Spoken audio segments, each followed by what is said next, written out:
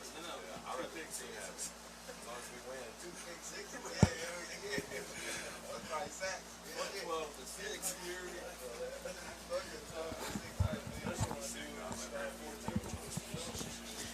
Good evening, everybody, and welcome to Campus Nation. Here, we're live here in Cincinnati at Northwest High School as Cincinnati Dukes are getting ready to take on the Butler County Broncos in what looks to be a thriller. And to start the night off, we have Butler County Broncos head coach Jason Shoultz here. Good to have you on the show. Thanks for having me. I know that you're looking to get a good win today after an early loss, and I know after winning the league in 2017, and going to the PAFL, going 8-3 last year, you're looking to come back and make a strong impact. Talk about the team so far this year and how you feel like things are progressing. Yeah, we got a good team. We got a lot of guys back. We're actually coming off a tough win. We beat the Comets last week, 12-6, at their place. They got a good team. They've been a good program for years, so we feel pretty good about that. We got a lot of starters coming back and a couple of new additions that's going to help us up front and in our defensive backfield. Okay, and regarding the team tonight, what do you see in the Cincinnati Dukes, the potential problems they could present? They got a veteran quarterback. They got some players who are familiar with our program, so they know how we operate. I think all the time we're 5-0 against the Dukes, but every game we play against them, they give us their best, and they play hard as they can because they want to get that win against us. Mm-hmm. And talk about I know one of the things that have been talked about is the injury to Tay White. What's the progress looking like on him right now? Tay had a knee injury, and he had surgery successfully, and he rehabbed. He's coming back now. He's just a couple weeks away, and he'll add to an already stout receiving core that we have, which I think will make it the best in the league with his addition. Mm-hmm. And talk about one of the things I know you're excited about too is one of the defensive unit. I know that was a key factor in winning in 2017. Some practices, you got the team together late in the year and really got a good focus there. Talk about how that's looking for the team right now. It looked good. We got a couple guys that drive all the way from Indiana to play with us. Starting safety, linebacker, starting corner who had an injury himself but's coming back, and we're stout up front. We got good defensive tackles, good defensive ends. Our linebackers they fly to the ball, and our DBs cover well.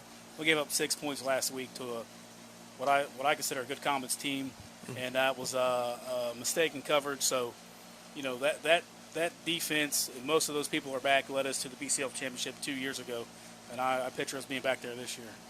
All right. Well, thank you, Jason. I know you guys have a great shot. We wish you the very best, and thank you for being on the show. Thanks for having me. Appreciate it. Good to see you. And Jason Shoultz, Butler County Broncos head coach, and I know that we're very excited. And now we have Broncos quarterback here, Steve Cunningham. Steve, the 2017 MVP of the championship game and an 8-3 win over the West Portsmouth Tanks, and then had a heck of an all-star game, I remember, too. Steve, good to have you on. And talk about how you're feeling this year with I know it's with a quarterback. It's probably been nice to have a lot of the same guys to work with and really establish a rhythm there with some of them. Yeah, for sure. We're confident, and we come back to the BCFL definitely with a chip on our shoulder. It's very great to have, like you said, the same guys from the 2017 team mostly. We definitely have some new players that's with us, and they're definitely contributing very well with the team. And like I said, we're out here to compete. Mm-hmm. And talk about the BCFL. I know that it's been, in addition to the Broncos, we have, 4 teams with a combined record of 49-9 in the league, which, of course, you being one of them that's been a great impact on the league. Talk about that and the BCFL and the challenge it presents for you. It's definitely a great league. We got a lot of competition, so, we just come out and work hard every game and try to get the dub, just produce, try to get to that championship again. Mm-hmm. Yeah, it'll be a good year. We certainly wish you guys the best. This is Steve Cunningham, the Broncos quarterback here, and 2017 championship game MVP for for the Butler County Broncos. Steve, we thank you for being on here and wish you the very best. Thank you. And now we're getting ready here to, let's see, we've got Trayvon Cordova here on the defense. Trayvon, good to have you on here. I know you're quite excited to get the season started, and I know you're pretty excited to be out there tonight. Yes, sir. Glad to be back out here with the guys again. I know we've been putting in a lot of work in the offseason. We've been waiting for this moment. This is a great facility for us to play at, so we're just ready to go out here and do some work again. And talk about the challenge that the receivers and of course having to go against Kamani Murray that presents for a defense, even one with the talent such as you guys have. Oh yeah, I mean we don't take anybody lightly. Some of these guys, they do make a name for themselves across this league. It's always fun to go up against good talent, which I think the BCFL has a lot to offer. There's going to be good talented receivers every week, good quarterbacks. So looking forward to it. And what are your as a defender? What are your goals for the season? The team goal is to win that ring that Coach likes to flash around a lot from last time these guys were in the BCFL. But as a defensive whole, man, we really don't want guys to score points. We want to create turnovers. We want to put pressure on the quarterback. We just want to impose our will throughout the entire game. Okay, all right. Well, we thank you for being on, Trayvon, and wish you the very best. I know you guys have a great team, and we certainly look forward to watching you guys in action. Thank you for being on here, and now we have Lamar Tayborn. Lamar, good to have you on here, the big tight end for the Broncos here, getting ready to take on the Dukes. Talk about how you feel going into the game tonight. I feel pretty good. They have a pretty good reputation. I've seen that BCB has had some close games with them, but I just look to try to be a piece that they need to try to win the championship at tight end, DN, receiver, wherever coach needs me to play, and I'll play there. And then this is another team that's in the way of what we're trying to accomplish. So we look forward to trying to get past another test today. Mm-hmm. And talk about what it is that really makes I know that you guys are one of the featured offenses and have been consistently one of the elite offenses in semi-pro. And talk about what it is that's really made you guys such a hyped-up offense. I think it's everyone's ability to be unselfish. We, as receivers, or as a core of receivers, we block in space. If one of us catches the ball, we're all trying to score in that sense. Mm-hmm. And we look to impose our will, even as receivers, physical, being in the run blocking game, and we got a lot of pieces where we can tackle a lot of teams like the Chiefs really in the NFL. So, I go into every game knowing that we're explosive. We got to set the tone as an offense, and we definitely got to do a better job today because 12 points won't get it done today.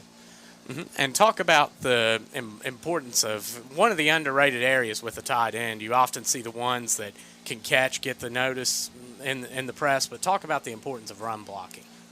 It's vital to the offense that we run because we got a few running backs that could go for a touchdown every time they touch the ball, and we like to run towards the edge a lot of power action, a lot of outsides, the type of formations, and if you don't set the edge, then that's going to create problems for the whole offense. Well said. And Lamar, we thank you for being on. We certainly always enjoy watching you guys, and I certainly look forward to calling the game today and look forward to watching you out there. So thank you for being on. We wish you the best. Thank you.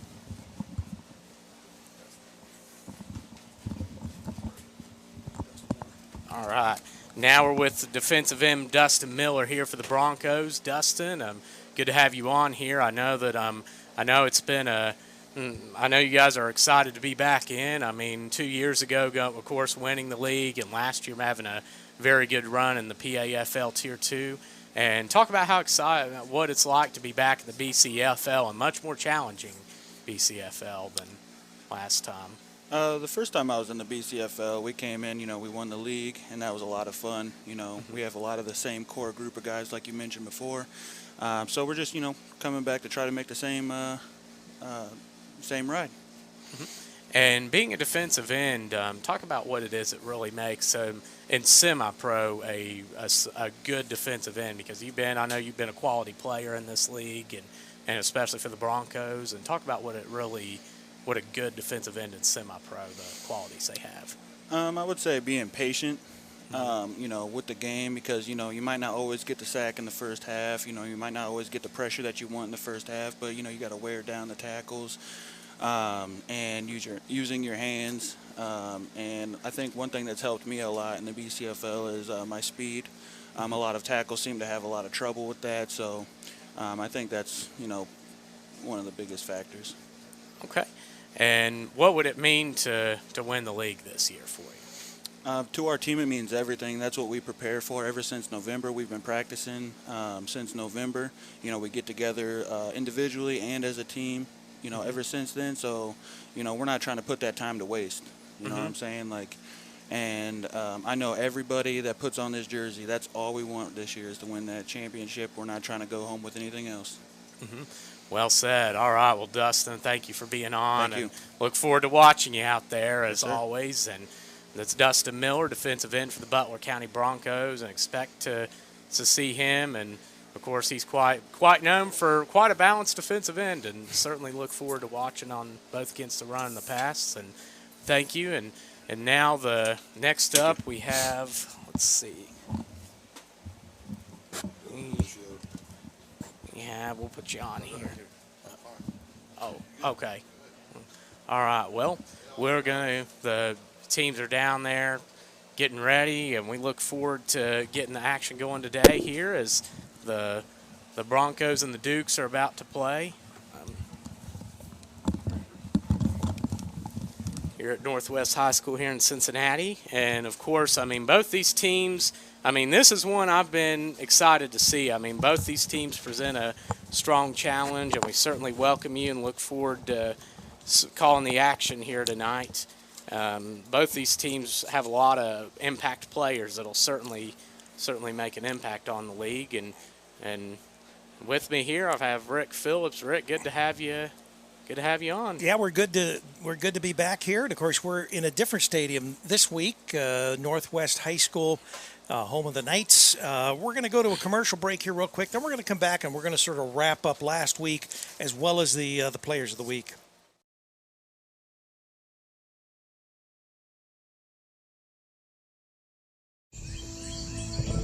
We could tell a humble origin story and discover conveniently placed sacks of coffee.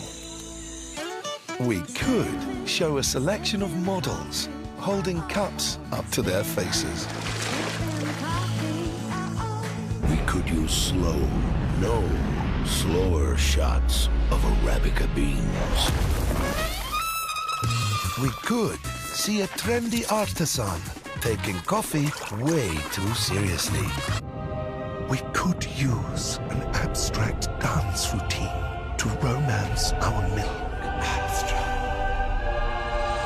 We could create an epic blockbuster and crowbar our product into it. We could do all that. But we don't. What we do is use freshly ground Arabica beans and organic milk. McCafe. Great tasting coffee. Simple.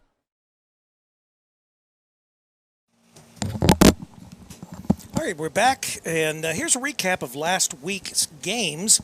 The Butler County Broncos. These Broncos defeated the Kings Comets 12-6.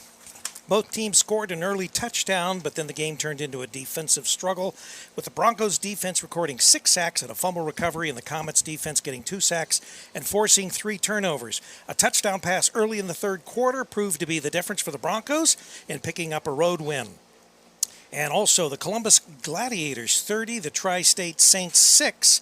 The Gladiators jumped out to a 22-0 lead in the first quarter, then cruised for a win on the road. The Saints broke through for their lone score in the fourth quarter.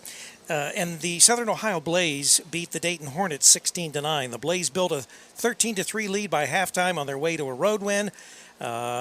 Johnson led the way for Southern Ohio with 107 rushing yards and a touchdown. And in another game, which we had on Campus Nation last week, the Cincinnati Chiefs defeated the Cincinnati Dukes 32-0. The Chiefs relied on their defense to be the only home team to win in the BCFL this week. The Chiefs took advantage of 5 turnovers, including 2 on special teams, returning an interception and a fumble for touchdowns. In non-league games, the Marion County Crusaders over the Columbus Fire 27-6. That is a really impressive win.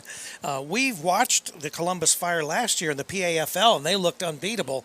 But anyway, the Crusaders controlled the game from beginning to end against the Fire. Last year's PAFL Tier 1 champion, Marion County, led 20-0 before the Fire finally scored in the third quarter, but the Crusaders added another score on their own, providing the BCFL has turned into one of the best leagues, proving that the BCFL has turned into one of the best leagues from top to bottom, and that was a great game performance. Also, stars of the game, I guess you could say. We want to say congrats to these BCFL Week 1 Players of the Week.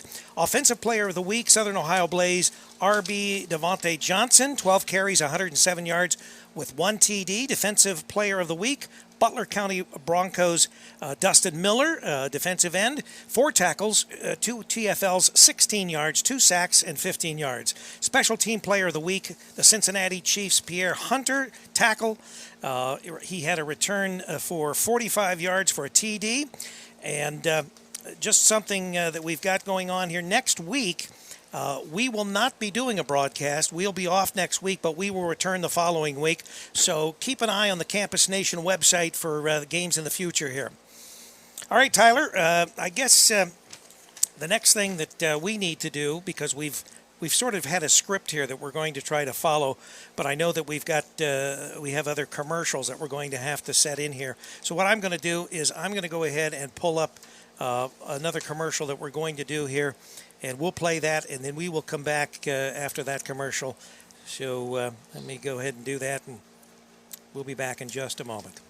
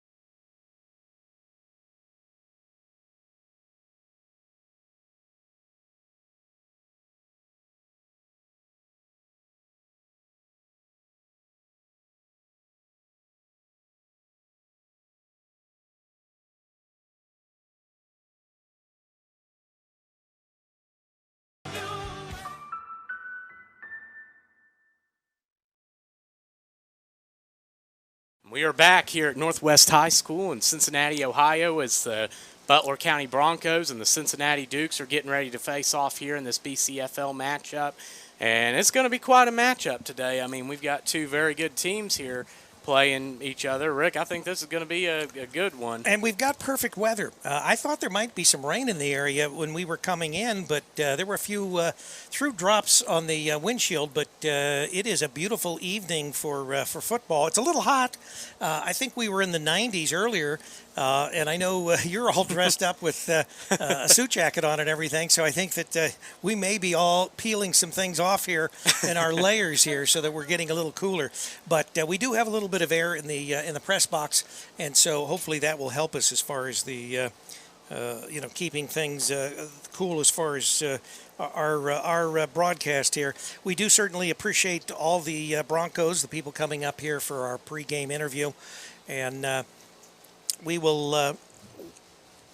I'm not sure whether we've got any kind of promotion at halftime. Let me take a look and see if Slash has got anything for us at halftime. We have an interview with Tony Martin, who's the vice president of the league, which Tony was involved with the Dayton Hornets for a number of years. Yeah, in fact, Tony, he gave a shout out to me earlier today, and I said, that name sounds familiar, but I don't think that he's in the same position. So anyway, it's good to see that he's still with the league, or now that we've moved over with these 4 new teams that he's with the league. But anyway. Do we have any stats or anything on anything that we want to bring up as far as any of the players? Is there somebody that we should be looking at here for both sides? Yes, on the Dukes, what I could tell you about having seen them play against the Tanks, Kamani Murray is a dangerous quarterback. He's capable of taking over a game by himself. He threw for 26 touchdowns last year, back-to-back. He was the MVP in 17, co-MVP in 18, and he won it for a reason. This has the potential to be an offensive slugfest. The Broncos have Steve Cunningham. Cunningham's not one to light up a stat sheet, but he does the little things right. And despite the absence of 6'4" receiver Tay White, who caught for 1,200 yards and 12 touchdowns in 2017, they have Rob Givens, who's a back-to-back 1,000-yard rusher who has averaged 7 yards a carry in this league in back-to-back years.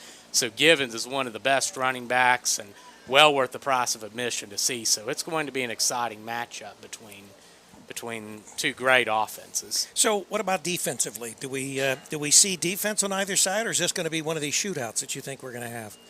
It will depend. Sometimes I'll give you an example with the Broncos. Defensively, they stepped in 2017 when they were last in the BCFL. They struggled defensively, but in the playoffs, they changed things. They pulled a 26-22 upset over the number 8 nationally ranked Columbus Gladiators, stopping them at the goal line. And then they beat the Southern Ohio Blaze by 4, and then they went to play the West Portsmouth Tanks on the road and won that game 8-3. And now the Dukes are, other than Kamani Murray, they do rely on their defense some. Despite him being able to take over a game, the Dukes will expect to see that one of the players they have, watch for Mike Dempsey at defensive tackle. He's fundamentally solid, makes a lot of plays. He had 12 or 13 tackles for losses last year. He's a game changer. I think he gets in the backfield a lot. He does a lot of things that, he'll deflect passes. He does a lot of things that don't get credit on the stat sheet. And I think that, deflected passes do, but more like plugging in the gaps and things like that. So it's going to be an exciting game to watch, but I'm expecting, with both teams having an offensive struggle last week, I'm expecting we'll see more of an emphasis on that tonight. So the captains are on the team with the Zebras, and we're waiting to see if we can get an indication of who is going to kick off and who's going to receive. I don't see anything there yet, do you, Tyler? Not at this point. I could tell you the captain's out there. That is for the, We've got a 26, 21, 65, and 44, and that would be for the Broncos. And 26, that is Sidney Kosak. 21 is Trayvon Cordova, who we interviewed here earlier. 65 is Ty Gardner, and 44 is Dylan DeLucio. So we have those four, and let's see, it's hard to tell. The backs are to us as far as we can see for the front. I'm trying to see if I can, if they're moving around, but right now we're sort of blocked as far as being able to pick up the numbers on the front of the jerseys of the. Looks like Kamani Murray's one, which he's number 1. But it looks like Kamani Murray's down there. Now, are they indicating they flipped the coin? Flipped it. Looks like the Broncos won the toss. So we'll find out whether they want to kick off or whether they want to defend.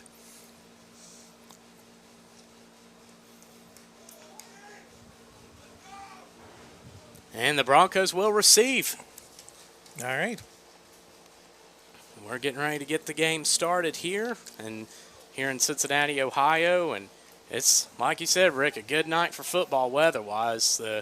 It's warmed up a little bit last time with the Chiefs and the. At least we don't have rain, Tyler.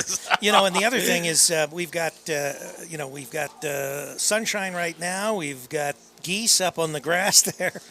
So we got a little bit of everything here at Northwest High School. And if anyone is not familiar with where Northwest is located, it's in the Mount Healthy area, I guess, or at least in the. I don't know. Are we closer to Coleraine or are we closer to Mount Healthy? I think it's Mount Healthy. Mount Healthy. Right. I came close to that area when driving up here. Right. and which would be, I guess you could say, the west side of Cincinnati and more the northwest side of Cincinnati. But it looks like we've got clear sailing as far as the weather tonight. There's little or no wind. The flag is dead to the wind, and the teams are taking the field and getting ready for the kickoff. And it's going to be, looks like the Broncos will be receiving, and the back returning for them, that will be number 20. That will be Dominic Williams, and will be 22. That is Marcus Martin, and number 4, that is Terry Schmitz. So we want to welcome all the fans that are watching on Campus Nation, and hopefully you will stay with us throughout the game. We expect to see some fireworks here. This will probably be offense more than defense on both sides of the ball, so we expect that perhaps this might be a high-scoring affair here. And we've got a great scorekeeper here, right? You know how to keep the score, so we won't have to worry about that. He'll be helpful as far as keeping us up to date on the scores there on the scoreboard. And Kyle Kostoff for the Dukes gets ready to kick off here. Getting ready to start the game here. The Dukes, who were 12-4 last season and really improving each year. So 3 years ago they missed the playoffs. 2 years ago they lost in the first round, and last year got to the conference finals, and of course looking to get better this year. As Kostoff kicks off, it's a short kick, and it's fielded about the 32-yard line. That is Terry Schmitz. He's running back, gets up to about the 50, and gets out of bounds. So that'll be a good start here for the Broncos with field position. They're going to spot that, looks like about the 48-yard line there, 49. So here getting the game start off, the Broncos get after a short kick, get a nice return out to their own 49 there as the ball gets spotted.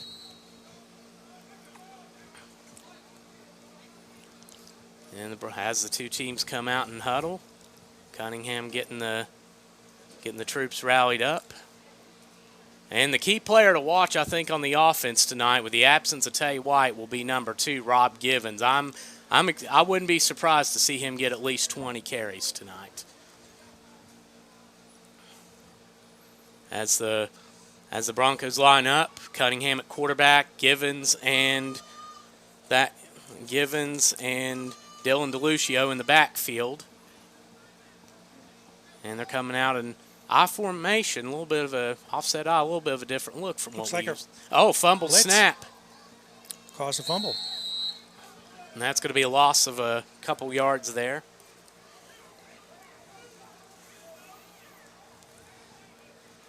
So that's going to be about 2nd and 12.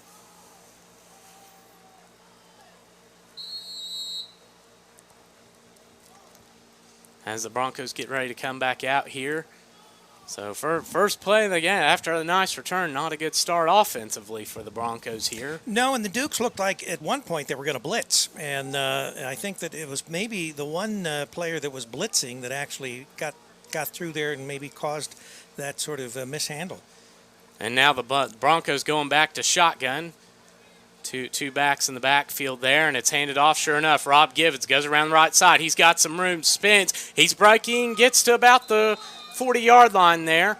As Rob Givens gets close, he's probably got a first down. Nice little run there. And a good start for Givens as he gets his first carry for 12 yards. And that's going to be a first down for the Butler County Broncos. So after fumbling to start the game, Givens takes the next carry out of the shotgun, and then they get the first down. And here they come, back in the I formation. Givens in the backfield, blitz shown, and handed off to Givens up the middle. He's staying up, gets 4 or 5. He's not going down. He gets about 6 there. Got to wrap him up. He is a dangerous runner. And that's his second carry tonight, and he has 18 yards already. Actually, 19. They're going to mark that about so that'll be a 2nd and 3 now for the Broncos, coming back out, I formation.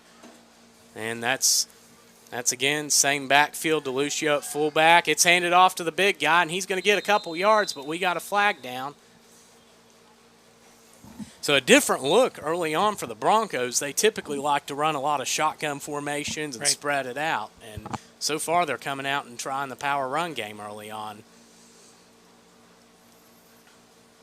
And Of course, this might be one of those situations where they lull you into sleep with this power run and then all of a sudden, bang. They could do that. When they pass, they like to run a lot of screens and short passes. They actually, despite Tay White with his, even though he's not out there tonight with his 6'4" outstretched frame, they don't throw deep a whole lot. So they could very well be trying to set something up there. Now they're going shotgun 2 back. Second down? Second, and it'll be second and about 8. And back are creeping up for the Dukes. They're encroachment. Or someone drew them off, side, but it looked like encroachment. Looks like they're calling that encroachment, so that's going to be a... So essentially, when you look at it, the penalties are offset. That's right. We're back to square one. So now we've got about a 2nd and 3? Yes, second and 3. And that'll be... So here come the Broncos now. There's Givens in the backfield, same backfield, Givens and DeLucio, and then Mario Ramirez is someone to watch for at wide receiver, number 81 there. And they're throwing. Cunningham looks. They try to sneak one deep, but pressure gets there. Cunningham throws. It's incomplete.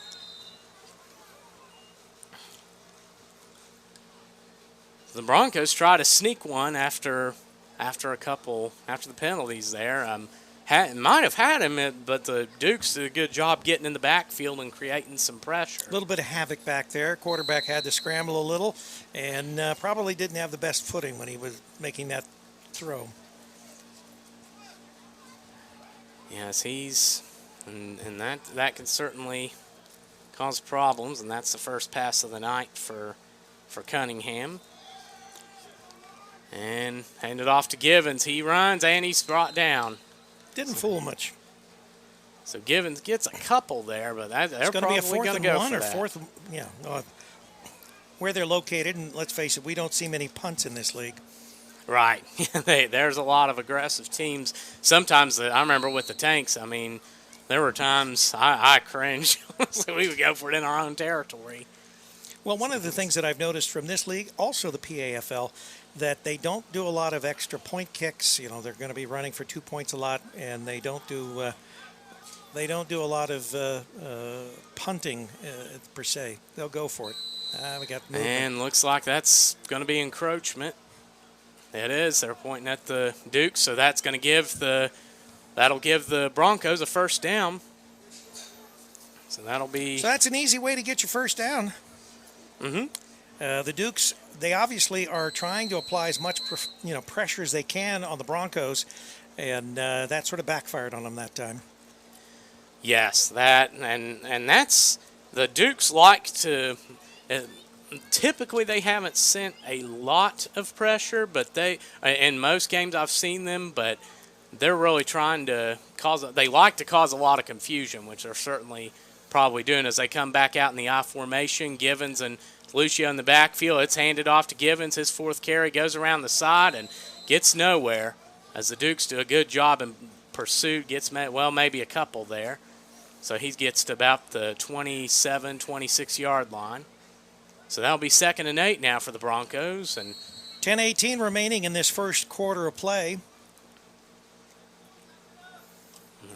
Broncos now getting closer to the red zone. And like you were mentioning, Rick, too, with the kicking in this league, it's NFL rules. So if somebody attempts an extra point, they have to kick it from all the way back. So a lot of teams, when the Lightning were here, they'll go to us. The Broncos come out, shotgun, sending a man in motion, and that's handed off. That's Dominic Williams as he gets a couple, got a maybe yard 3. or 2. So going to be 3rd and about 5? Yes. Yeah, it'll be 3rd and 5, 3rd and 6 there. As Dominic Williams gets his first carry of the night. And, of course, we're playing on turf. Thus far, the games that we've covered last week and this week, both turf. I don't think there's many games that are going to be played on grass that we will be broadcasting. but this is a fine facility here, and we're happy to be here with the Campus Nation crew tonight on just an absolutely perfect night. It could be maybe 10 degrees cooler, and I would accept that. As the Broncos come out, they're going to shotgun, but looks like we got a timeout. So we're going to take a quick break here with this timeout. You're listening to CampusNation.com, the sports animal, your home for high school.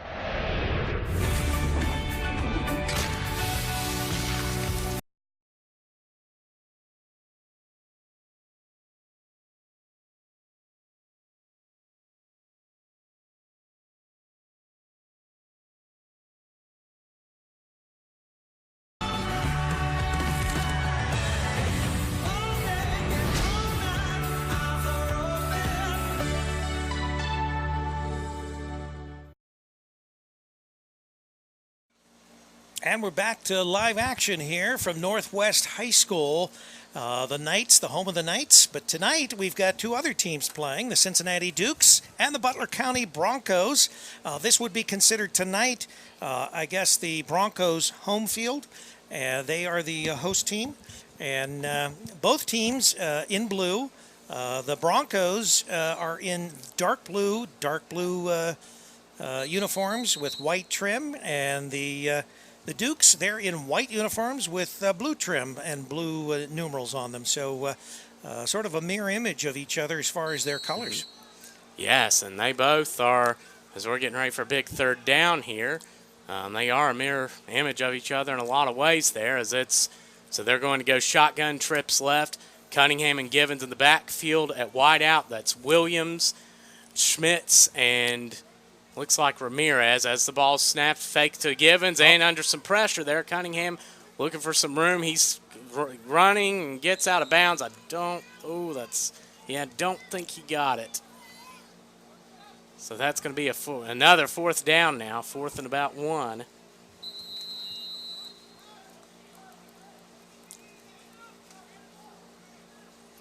So Cunningham gets a 5-yard run, and he makes smart decisions. If there's no one open, he's not going to try to force the issue, and now he has them in position to potentially get another first down. And of course, the Dukes looking to make a big stop here.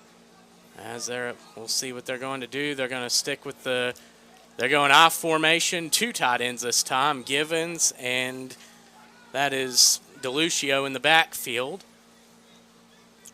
And motion. And that's going to be a false start.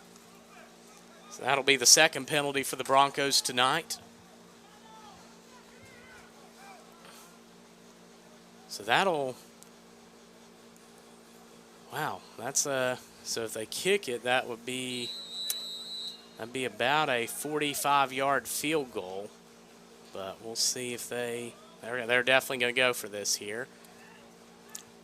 As the Broncos come out, that is DeLucio at fullback, Givens at tailback. And at wideout, that is Sidney Kosak as the ball's handed off to Givens. He's looking for some room, bounces back in the backfield, but the Dukes are waiting for him as he gets tackled for a 5-yard loss, and that will be a turnover. So great pursuit and great defense there on the part of those Dukes, and they take the ball over now with 7:46 remaining in this first quarter play. The Dukes bend, but they don't break. And just to give a quick update here got the update from Commissioner Slash here. The Gladiators are leading the Columbus Gladiators over the Kings Comets 22-12 after 3 quarters, and the Marion County Crusaders 19-6 just starting the third quarter over the Dayton Hornets. So that's the Gladiators shocking after they weren't expected to do a whole lot, and now potentially pulling an upset over the Comets as the Dukes come out in shotgun. That's Kamani Murray at quarterback. And the ball's handed off up the middle. The big guy takes it. He powers through and gets about 8 or 9 there. Nice run. That is Elijah Kelly, the 5'7", 230-pound running back. And he just lowered his head there and got a good solid run here as the Dukes come back out. And that is Ronell Colbert, Paul Anderson at wideout. Kelly in the backfield with Kamani Murray there as they go shotgun twins. And backer creeping. Oh, we got. And ball's thrown and caught by number 3, Justin Cornwell. Cornwell, who had a big game last year against the Tanks in the conference final, had 126 yards receiving. And looks like, we'll see what the call is. I'm guessing that is they are going to call that on the defense since they let the play run. So we're at 6:55 to go here in the first quarter at 0-0. The Broncos started with the ball, got a good drive, converting once on 4th down after a encroachment on the Dukes, but the second time on 4th and 6, the Broncos handed it off to Rob Givens, who was met by a swarm of defenders, and it looks like they are calling this on the defense, so that's going to be a first down for the Dukes and the 3rd penalty on the Broncos tonight. 5 penalties tonight, Rick, all of them offsides or false starts. Right, and that would almost indicate, you see that, like in preseason or at the beginning of the season, so it may be getting timing down. Yes, and especially because a lot of people think these guys practice 2, 3, 4 times a week. And they don't. They have real jobs that they have to go to when they're not here playing the game they love. Yes, and as the ball snapped, Murray drops back, he throws, it's caught, and that is Paul Anderson there. He gets fumble. Is that a? I think there is Broncos a fumble. Indicating fumble, and it is. We were kind of blocked out because of the tarp that they've got for the players, so that the heat's not, beating down on them, but. It was recovered by the Broncos, so the Broncos have a turnover here, or actually recover a turnover. Yes, and that's wow. That's going to be big. That puts them in. They're taking over on about the 44-yard line there of the Dukes. So that'll be put them in position to potentially get in the red zone again as the Dukes get in huddle. Now, the Broncos, I recall from last year that a number of them were actually police or sheriff, or do we still have that? We have I believe there's some of them that do work in those areas. I know that some, I know actually quite a few. I remember on the Lightning they had 3 or 4 as it's handed off to Rob what Givens. A play. Big stop in the backfield.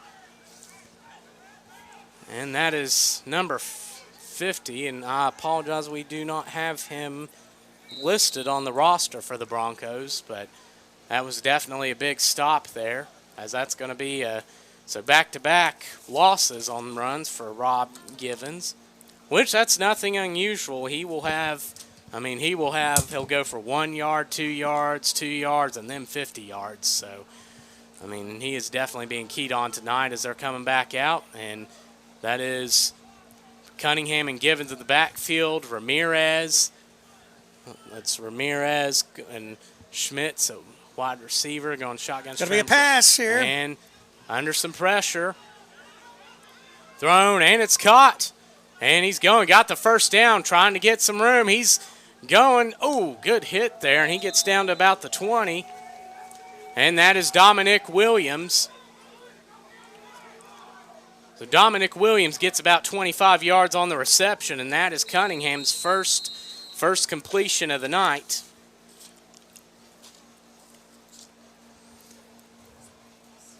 And that's a good one. So Williams gets them just short of the red zone here here with 5:15 to go here in the first quarter. And they're coming back, shotgun twins wide out. Cunningham and Givens in the backfield. And the ball snapped, handed off to Givens, and another good stop there by the Dukes. Looks like the Dukes are prepared for runs. And when the Broncos go to the air, as they did in that last play, they picked up some yardage. So Broncos may find that they're going to have to put that ball in the air if they want to get into the end zone. They may have to, and with the absence of Tay White, the Dukes are probably that much more inclined to try to put some more pressure on the run game, as that was Curtis Tobin who made the tackle.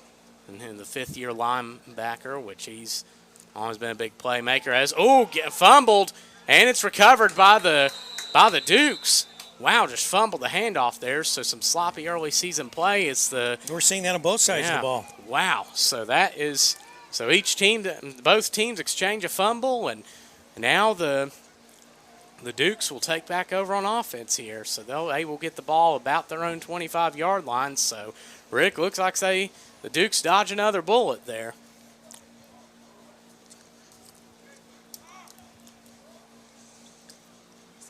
As we get ready to start, so 4:28 in the first quarter. Duke's coming back out on offense here. And it's Kamani Murray at quarterback, the league's MVP in 2017 and co-MVP last year. In the backfield with him, that looks like Marcus Weber. And we've got a man in motion. That's number 11. And I apologize, we do not have a roster number on him as he takes the run around the left side and gets about 5, 6, 7 yards there. He gets up to about the 30-yard line. And that's going to make a 2nd and 5 here for the Cincinnati Dukes. Here with 4:04 to go in the first quarter, score 0-0 as the Dukes break huddle. And now big Elijah Kelly back in the backfield with Kamani Murray at quarterback. Kelly, who had a nice little 9-yard run to start the game off. 3:50 remaining in the first quarter. And the ball snapped. Murray, sure enough, he goes back to Kelly up the middle. The big guy's got a little bit of room, and he gets up to 42, 43-yard line there. Nice run. The big guy takes it for about 13 yards there. So Kelly now with 2 carries and 22 yards early on in the game. Thunder and lightning there. Wow, a nice run. Just squirted right up that middle, and he was not going to be stopped as the Broncos come back out now. Have we been over the 50-yard line for the Broncos? As far as I don't know. We've actually played on the other side of the 50-yard line yet. The Dukes haven't, as it's handed back off to Kelly. He's going to power and get another 4 or 5 there. He's close to the 50, isn't he? Yeah. 49, 48, and the 49. That's for his 3rd carry of the night now, and wow, that's a nice run there. But no, the Broncos both times have started in Dukes territory, but the Dukes have not.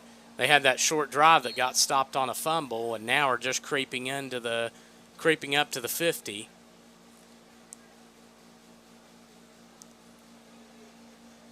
Here as they come back out in shotgun, that's George Wilson in the backfield now with Kamani Murray. And the 2nd and 5 here for the Dukes. They're sticking with the shotgun, 2 wideouts to each side. Ball's handed off, and he's met right before the line.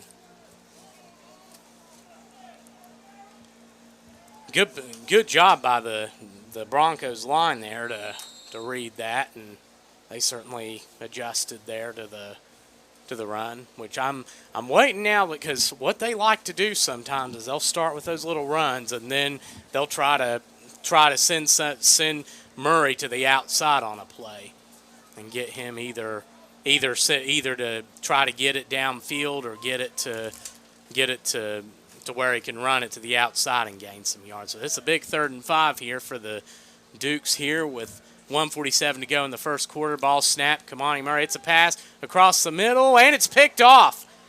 And the Broncos have it. Breaks through a defender, and he's still on his feet. He's to the 35, to the 30, spins, cuts back, and he breaks through 2 defenders, and he's going to go all the way to the end zone. Wow. Austin Howell. It's like that.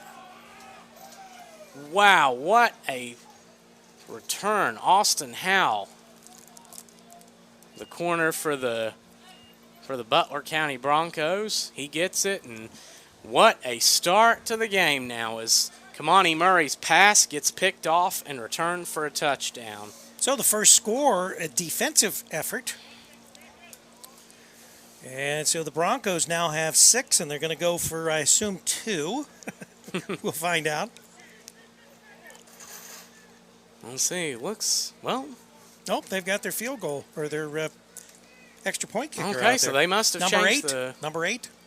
That is Dalen Penthony. So Dalen is going to attempt that extra point. So they must have changed the rule back on the field goals for this year to now it's at a normal like in college, which that's what I know that's what the PAFL I don't think has. so. Or, oh no, they're sending. They're them. moving it back. Okay. That's what's so interesting about last week's game. So this is going to be from about the 22-yard line. Yeah, so that'll be a 32-yard field goal here. Extra point. Extra point.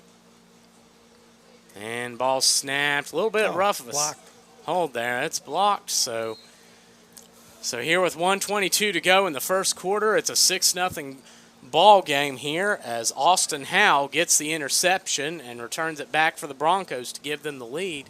So we're going to get a break here for Ice and Family Restaurants. McDonald's new $1, $2, $3 menu. Can I have a they never feed you at those things meal, please? I'm starving.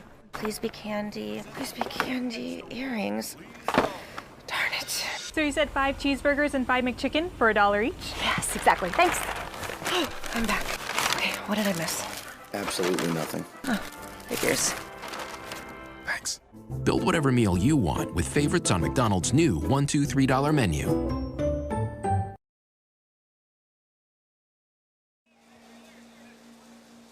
All right, we're back to live action. We've got a score of 6-0.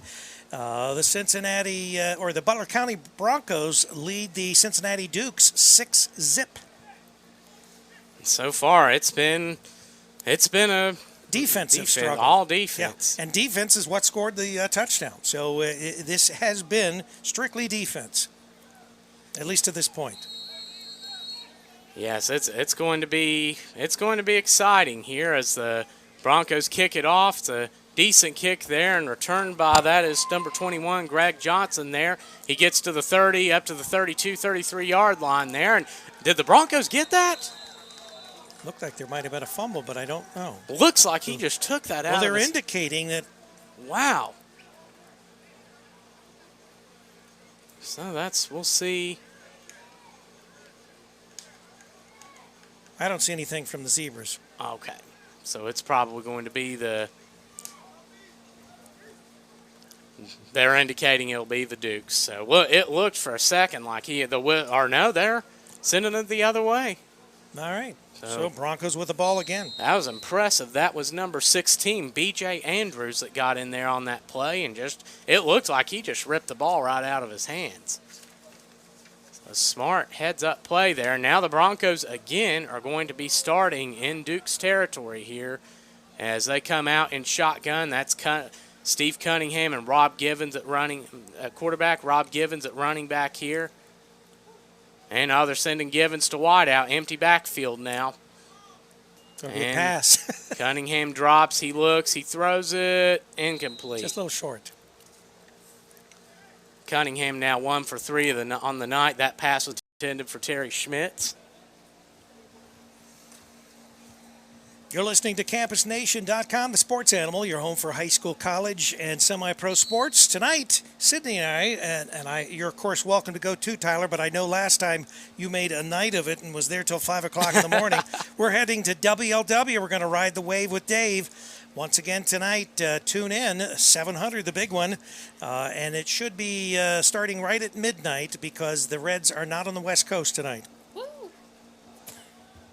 Yes, and that was a fun experience because I've never been on a show like that before, so that was a neat thing to get to see and experience as the Dukes are showing hardcore blitz here, and Cunningham takes it, just throws it deep and incomplete. And for those of you that are unaware, all the iHeart radio stations in the Cincinnati metropolitan area are all there in one building on a single floor, and that's where we end up with WLW, but you've got WEBN, you've got all the sports channels here, you've got all the iHeart radio stations based right here in actually in the Kenwood area. Yes, and that was a neat thing to get to see as the quarter ends, and The score is the Butler County Broncos 6, the Cincinnati Dukes 0 here on Campus Nation. All right, we're going to go to the second quarter, but we're going to take a break here, so we will return shortly. Have been together so long, they're practically the same. Until now. Actually, I love a McCafe iced caramel macchiato. Well, I like the new you. Get a $1 McChicken or a $2 6-piece chicken McNuggets. A value menu that values your choice.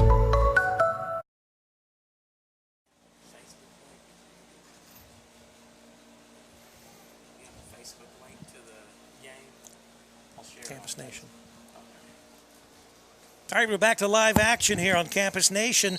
Want to welcome all our many viewers in, and tonight we've got the Butler County Broncos and the Cincinnati Dukes.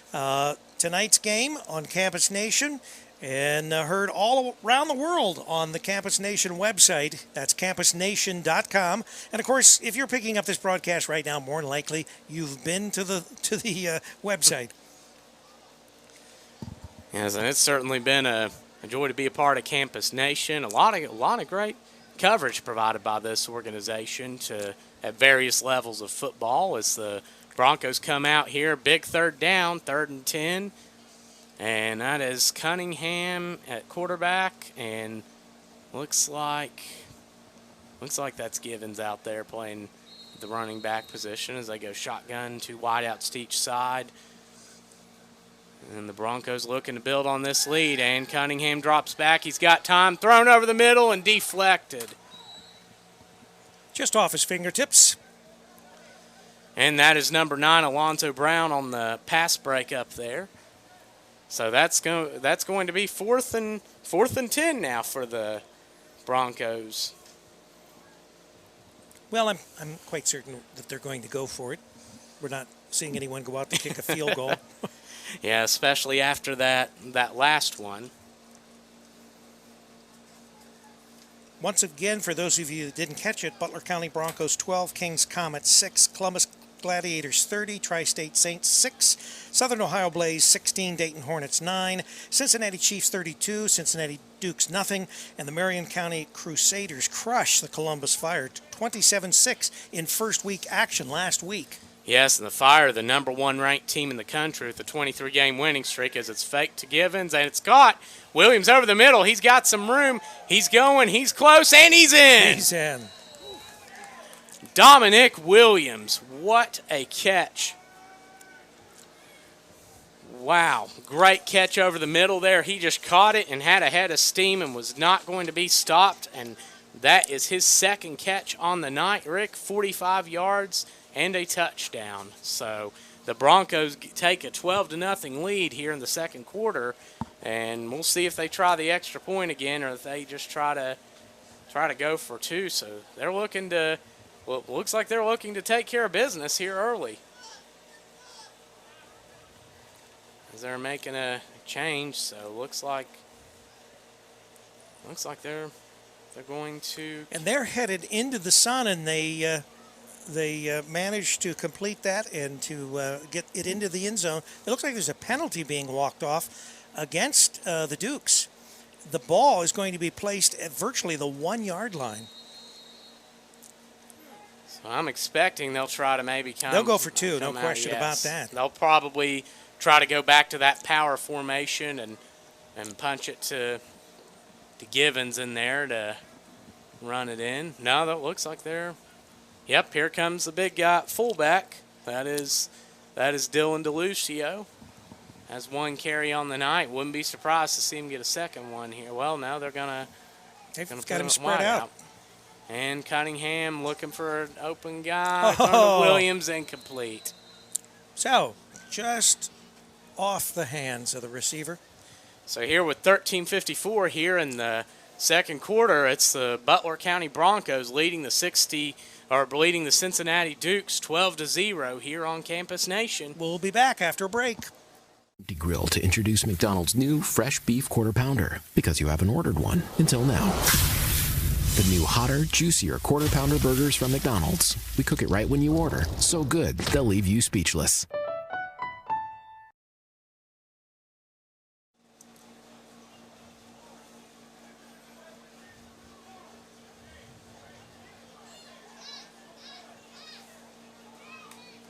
All this McDonald's food makes me hungry here. Yeah. Although we did have a couple burgers earlier, and the burgers here are great. So McDonald's has nothing on them, at least when we're in stadium here. They do have good food here. This is usually where the Dukes play, so that's why I was confused on the home field.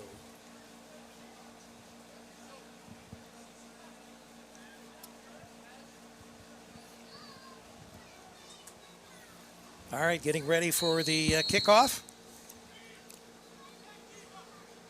And it's kicked off, fairly short kick there, and it's fielded at about the 15-yard line there, and Butler does a good job getting up and wrapping the runner there, and that is Bryant Holloway. Some new faces on the Dukes here this year. Bryant Holloway in his first year of semi-pro football gets it to about the 33, 34-yard line there.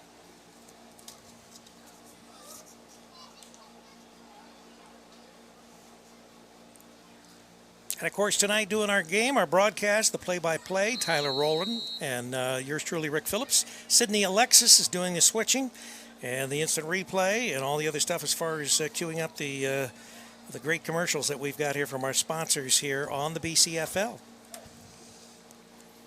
And here come the Dukes trailing 12-0 with 13:47 to go in the second quarter, looking to get one up on the board here.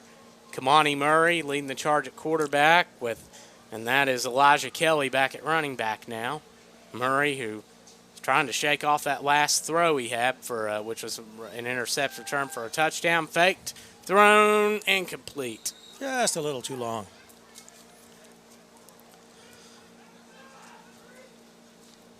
So Murray now 1 for 3 on the night for 2 yards and an interception. Of course, we know that can change. Given the history of his play, that can change quickly.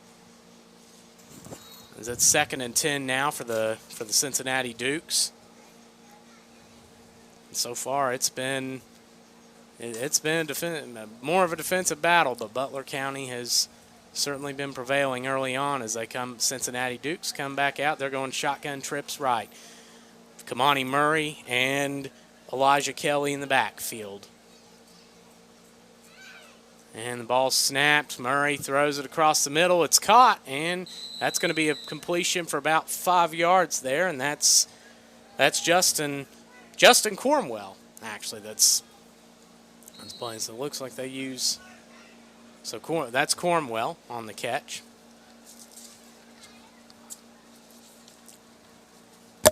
So here with 12:33 to go in the second quarter, it's 12-0 Broncos, and the Dukes looking to get in an offensive rhythm to try to get some points on the board and cut this lead down some. Broncos already totaled the amount that they had last week. And they're going shotgun, empty backfield this time. And Kamani Murray back there. It's like backer starting to creep up there for the Broncos. Well, for a second, and quick throw caught and not enough for the first down there. So Justin Cornwell with another catch, but not enough to get the first. So it's so that's going to be a 4th and 1. So do they go for it? I think they would have to. They're down 2 scores. They probably will. I mean, the only bad, side to this coin, so to speak, is if they don't make this, then it could really put them into a deep hole if the Broncos can take the ball in for another score.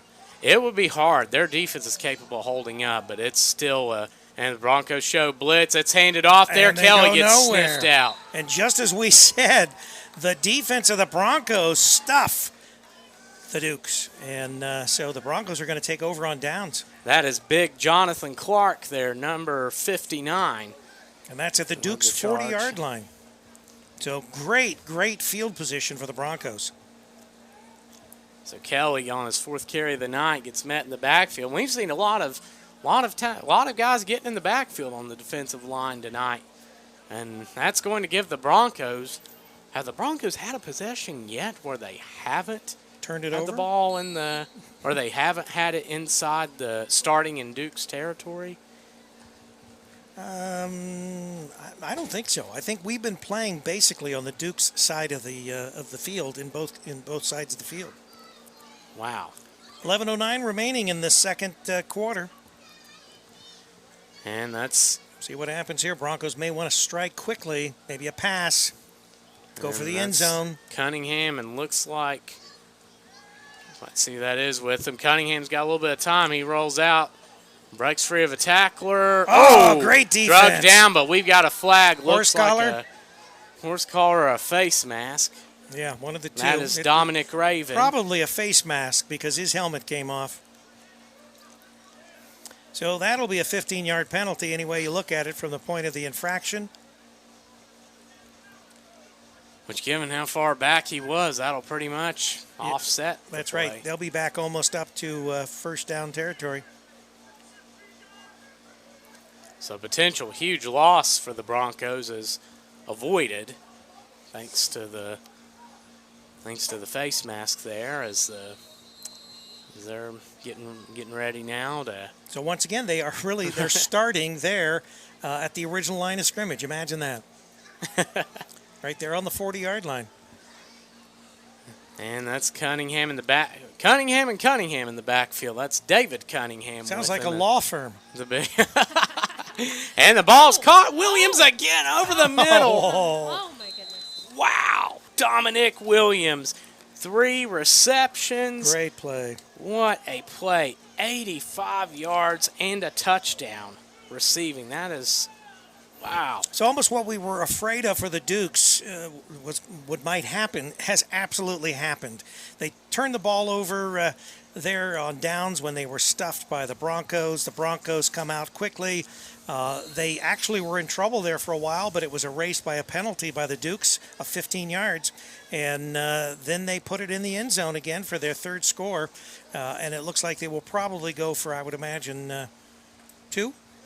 I would think, given how they struggled so bad on the extra point, they're going to go for 2. I'm surprised they haven't tried to go back to that I formation here, and they're going with Cunningham again. 18-0. Let's see if they can add the 2. And hand it off to Cunningham. Stopped. That D line for the Broncos or for the Dukes is getting in the backfield. So it remains 18-0. The Broncos over the Dukes. We're going to take a break here. We will return after this word from Ison Family. Seeing McDonald's new $1, $2, $3 menu. Can I have a they never feed you at those things meal, please? I'm starving. Please be candy. Please be candy. Earrings. Darn it. So you said 5 cheeseburgers and 5 McChicken for $1 each? Yes, exactly. Thanks. I'm back. Okay, what did I miss? Absolutely nothing. Oh, figures.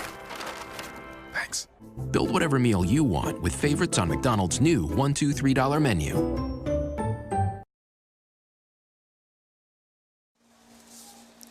So Cunningham's 3 of 6, all 3 to Williams. Yeah, back to live action on the Blue Collar Football League and Campus Nation. A combination of bringing you great football action here. As the Broncos get ready to kick off, leading 18-0 with certainly been all Broncos. Yes, 4 possessions, all 4 inside Duke territory, and of course a defensive interception return for the score as the ball's kicked off.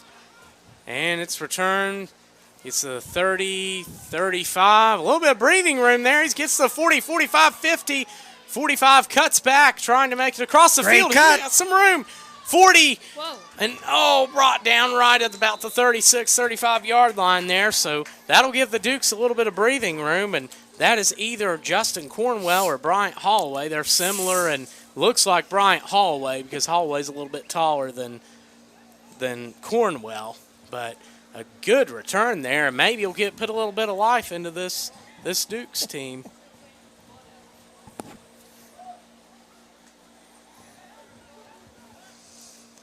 So here with 10:25 to go in the second quarter, the Dukes trail 18-0 and are starting with the ball for the first time today in Bronco territory. I think the soda got shook up on the way in.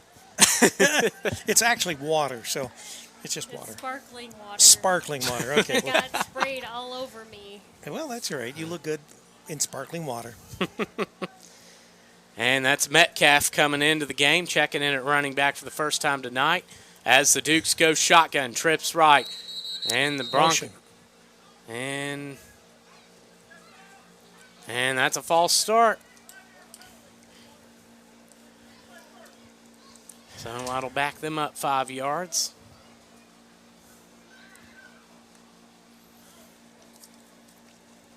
So once again, a mistake by the Dukes costs him 5 yards. It's going to be a 1st and 15 now. 10:23 remaining in this first half of play. We are live from Northwest High School, home of the Knights. Tonight, home of the Broncos and home of the Dukes. Actually, it is, I guess, as we would say, it's the Broncos home field. Usually, in the past, the Broncos have played at Middletown High School. Both teams are playing here, though. At least that's what I got from our commissioner. This is the home field for both teams, so... Yes, yeah, usually the Dukes have played here in the past. As the Dukes come out, shotgun. Looks like that's Kelly's back into the game now. Fakes a handoff and thrown, but incomplete. He just got rid of that. The pressure was very intense. So 2nd and 15 now. And that's the thing. Neither quarterback has really had a whole lot of time to throw tonight.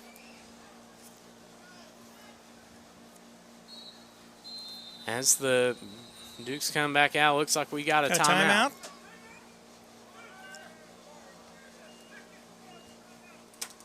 All right, so we'll take a break here. Timeout. Fries for 316, please. Thank you. David, what's going on? Oh, hey. That's it? Yeah. Everybody, 2 seconds. Dear Sebastian, after careful consideration of your application, it is with great pleasure that we offer our congratulations on your acceptance. Through the Tuition Assistance Program, every day, McDonald's helps more people go to college. It's part of our commitment to being America's best first job.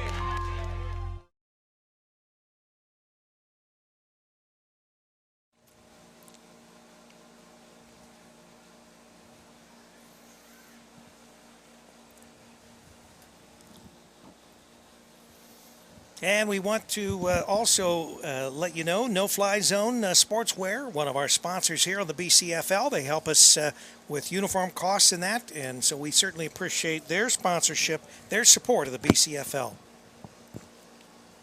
Yes, we very much are thankful for our sponsors for all they do for the league as the Dukes get ready to come back out here. 2nd and 15, trailing the Broncos 18-0 with 9:26 to go in the second quarter here. That is Murray and Kelly in the backfield. Will be Cornwell. Let's see, looks like Alvin Grace has not had a catch tonight, and he's usually one of their feature players at wideout. Looks like he's in the game there on the backside. As they come out in shotgun, ball snapped. Murray drops back under some heavy pressure there. Thrown, nearly picked off. Looks like he might have been trying to hit number 17.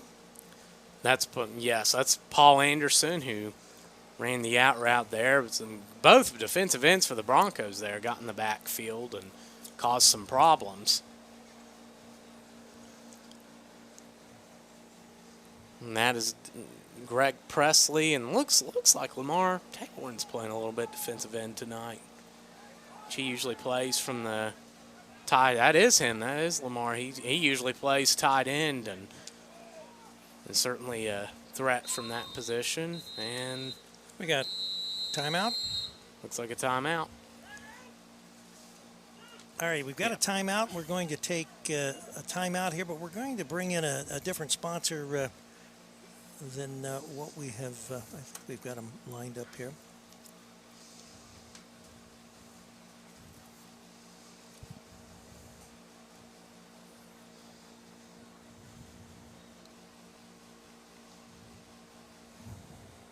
All right.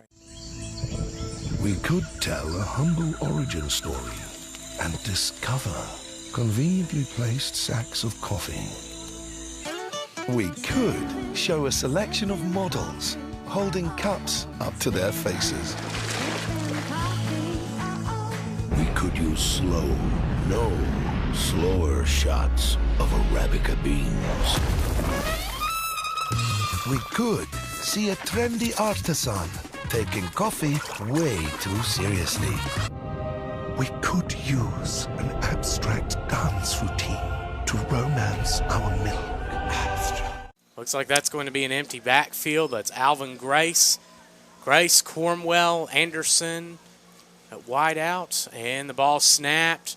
Good pressure from the Broncos, thrown across the middle, caught by Cornwell, and that's going to be a first down for the Dukes as they get into the red zone here. Beautiful catch, beautiful pass. Kamani Murray takes a hit. So he gets down to about close to the 19, 18-yard line there.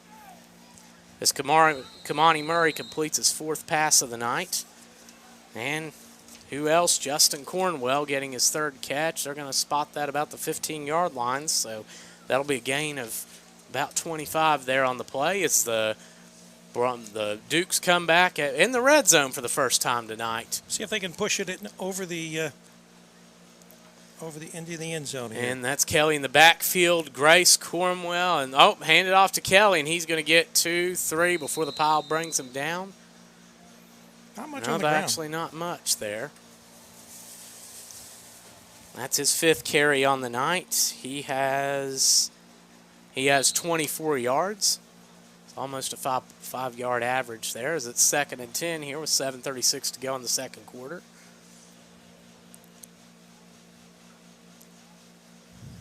They usually like to throw it to Alvin Grace. He is number 6 and someone who, if he gets his hands on the ball, he is a big guy and is hard to tackle. But tonight he's been held down as that's Kelly in the backfield with Kamani Murray at quarterback, Grace, Cornwell, and Anderson at wideout with Colbert there. As the ball's thrown to Cornwell, incomplete, but we've got a flag. And that will probably be pass interference.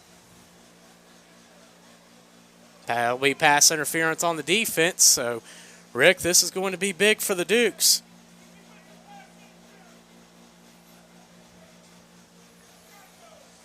So let's see. They place the ball in the 3, 2.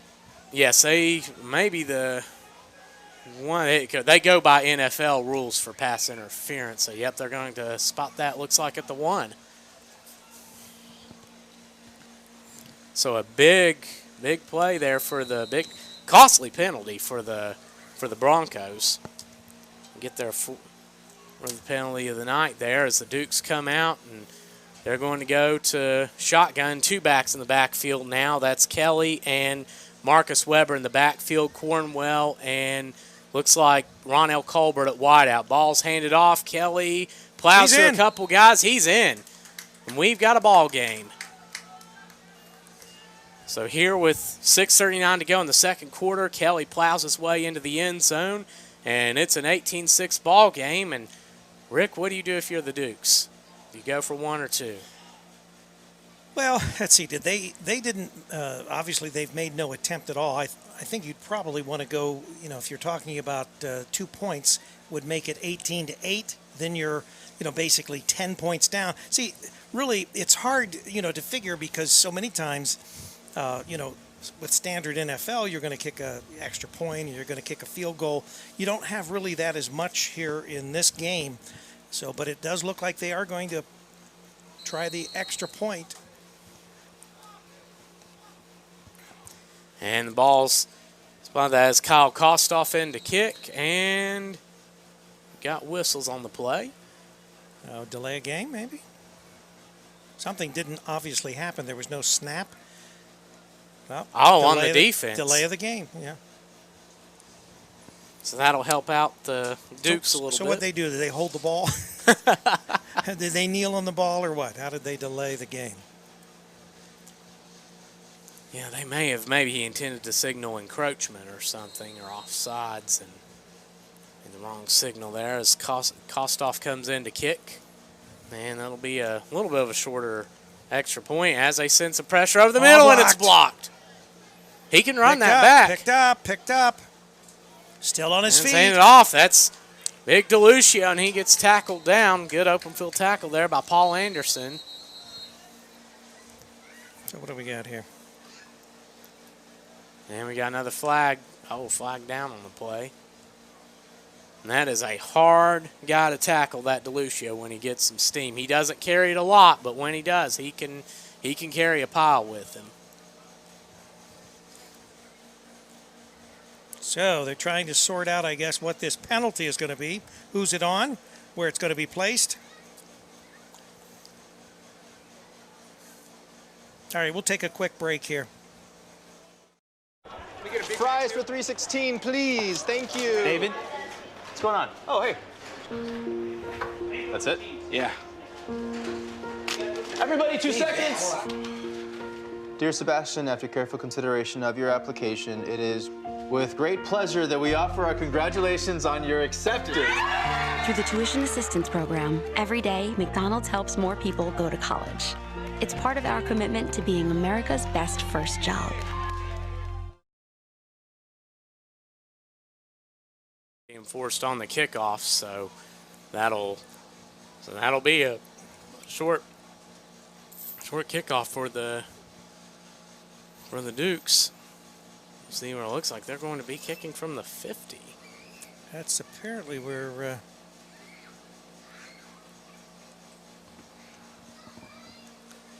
the Dukes trailing 18-6 and looking to claw their way back into this thing.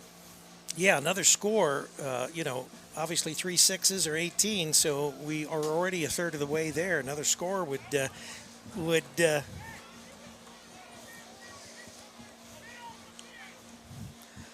are these our halftime guests? Good to see Chiefs quarterback Antonio Davis in the building. And of course, their owner. He weighs all of like 98 pounds, soaking wet. And Kostoff gets ready to kick off for the Dukes. He'll be kicking from the 50. And kick, they're gonna field it. Looks like that's Rob Givens. He takes it, gets to the 20, jukes back, and met by a team of Dukes. Good tackle there. That's what you have to do with Rob Givens. You have to surround him and wrap him up, or he will break loose. And they did a good job of that on that play. So the Broncos will be starting here at the 20-yard line with 6:15 to go in the second quarter, leading 18-6, and hoping to strike another one on there before halftime.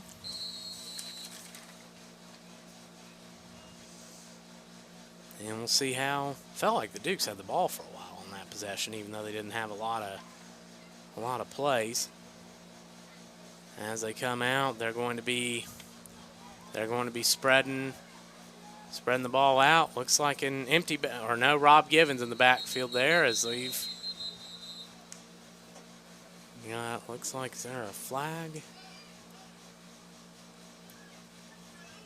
Broncos certainly a lot of false starts and offsides tonight. Yeah, you would almost you would expect this, like I said, in preseason, but game 2 into the season, you would expect that a lot of these plays aren't going to happen. It's timing, it's obviously repetition. I know they don't practice a lot together. So, in that respect, but like anything else, when the game is close, and this game is relatively close, we're talking 12 points, you certainly don't want to give the game away with all kinds of errors. And now they're going to pistol formation, and they've got Rob Givens, and that's a big tight end, Lamar Tayborn in the backfield, and looks like that's going to be encroachment, so the Broncos get a free play, thrown deep and incomplete. Another penalty. Looks like that one's going on the Dukes. So 5-yard penalty on the defense. I guess they... So that's going to... About a first down. Yeah, wow. So that's going to be about the 31-yard line, 1st and 10 for the Broncos here. That's Cunningham, Tayborn at fullback position, Rob Givens at running back. That's handed off. He's taken off with a full load of steam. He's got room, gets up to the 40, 41, 42-yard line there. He is cat quick. Rob Givens, that's his 7th carry of the night and his 2nd for double digits. As they're going to spot that about the 42-yard line.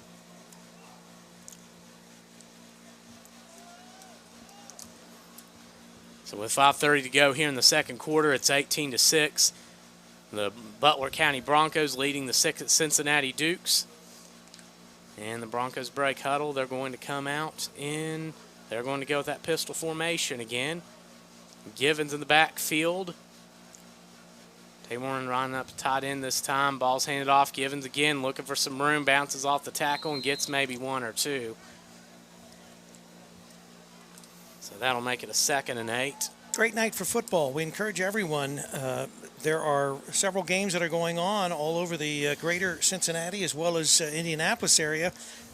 Pick a game, go to it. This is great entertainment. This is entertainment for the family, not just for the die-hard football players, but there's a lot going on here. There's food, and of course, on the field, we've got some great football. Yes, and I mean, the quality of talent in this league is just, I mean, and with the addition of the new teams takes it to even another level as we're going, Dukes or Broncos going shotgun. Hand it off to Givens again. He's breaking. He's got a little bit of room, 50, 45, 40. And he's going to get about to the 30, 37, 38. 38-yard line, looks like. So that'll be a first down, of course.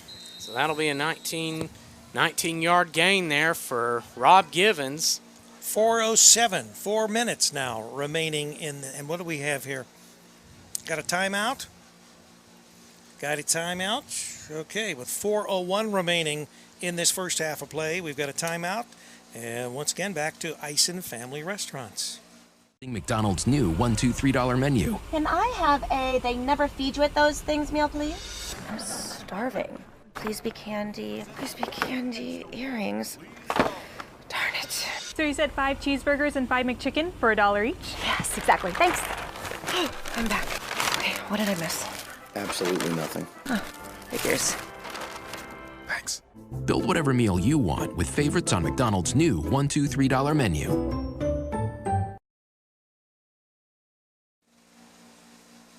There we go. We're back to live action.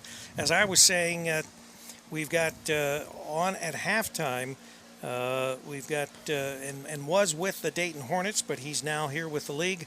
And Tony will be on for an interview here at halftime, and we might even be able to get a couple of individuals from the Cincinnati Chiefs. They were in the press box with us here.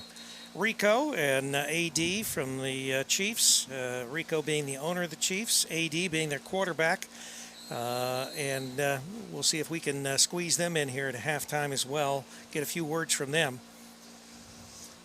And the Broncos are coming out. They're going shotgun, trips right. That's Givens in the backfield at running back. And of course, they're moving him to the left side now. And Steve Cunningham at quarterback. And the ball snapped. Cunningham hands it to Givens. Not much. Bobbled the handoff a little bit, and so that's his 10th carry on the night. As total, he has 47 yards. So that'll be a 2nd and 10 for the. And that's actually as crazy as it sounds. That 4.7 yards is pretty solid per carry, but for Rob Givens, that's a pretty. Usually he's up at 6 or 7, which could change, but. I would definitely, if I were the defense, I would actually be fairly happy with that as the Broncos line back up. Player to watch for is number 20. That is Dominic Williams, 3 catches and 2 touchdowns on the night. As the ball's thrown to the big tight end over the middle, and he's plowing through guys. He will not go down. They're as the calling play it dead here. Stopped, and that's about a 17-yard gain there, and that is Lamar Tayborn's first catch on the night. So tonight we've got the Comets at the Gladiators, the Hornets at the Crusaders, the Saints at the Blaze, and of course your Dukes and Broncos right here for the game of the week. The Cincinnati Chiefs, wondering why they were in the box. It's a bye week. And ball's handed off to Givens for his 11th carry. He gets 2, maybe 3. So that'll be a 2nd and 8.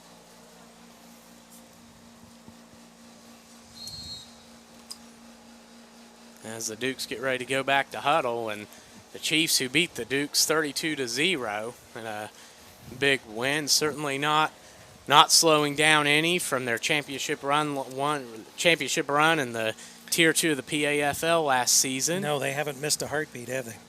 No, they beat the Tier 1 when we watched them against the Wolverines, and they were awesome then. Now they played very well, and now, of course, the beating an impressive Dukes team as Cunningham drops back. It's looking to throw it, and the ball's thrown. It's caught! Nice pass. Tayborn with his 2nd catch on this drive, and it results in a touchdown. What a good catch by Tayborn there. He jumped high, sky high, got the ball. And give another 6 points to the home team. 24-6 currently. Cunningham now at quarterback, 5 of 8 with 3 touchdowns. So what a night for him. As the Broncos come out, they are going to go for 2. And that's Cunningham given to the backfield. Ramirez, Williams, Schmitz, and that is Kosak at wide out. And ball's faked, and Cunningham takes it, and it's nearly intercepted. So that could have been 6 the other direction. Wow. Derek Sims nearly gets the ball and runs it back, but so far 24-6. Broncos lead. Interesting that has not been a 2-point conversion put in tonight.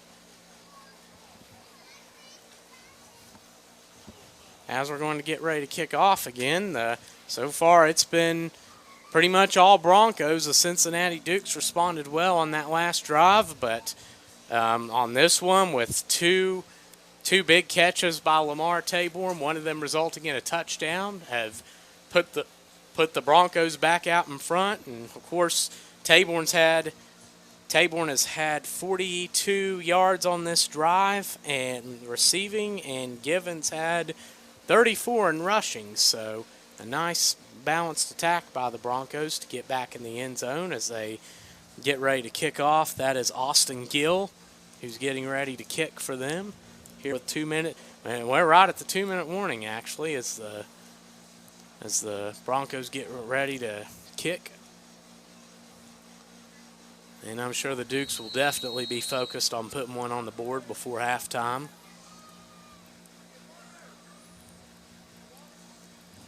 And short kick there. It's fielded about the 28-yard line, gets to the 30, 35, 40, and met by a host of Broncos there. Sun's just starting to set. This is one of those player fields where the field runs east and west rather than north and south, as most traditional fields do. But the sun to our right, which would be the west, and just now setting. And that was Greg Johnson on the return. And yes, it is different from, it's a unique spot for a lot of fields. A lot of nice background scenery, and of course the weather makes for this a great environment here for a game tonight as the Dukes come in on offense starting about their own 42-yard lines. So they're looking to try to stick one on the board here. That's Murray and Kelly in the backfield. That's Grace, Cornwell, looks like Anderson, and Colbert at wideout. And they're going shotgun, 2 wideouts to each side, back right.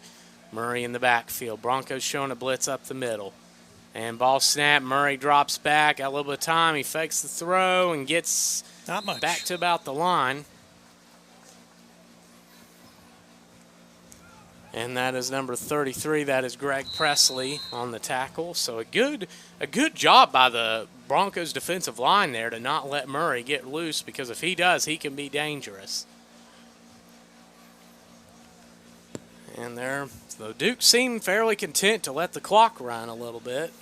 Yeah, 1:24 remaining, and they're not in any hurry, it seems like, to get down the field. And that's Colbert, Anderson, Kelly, Grace, and looks like Wilson wide out as the ball's. It's Cornwell. And he gets it to about the Broncos' 42-yard line, so they're back in Broncos territory.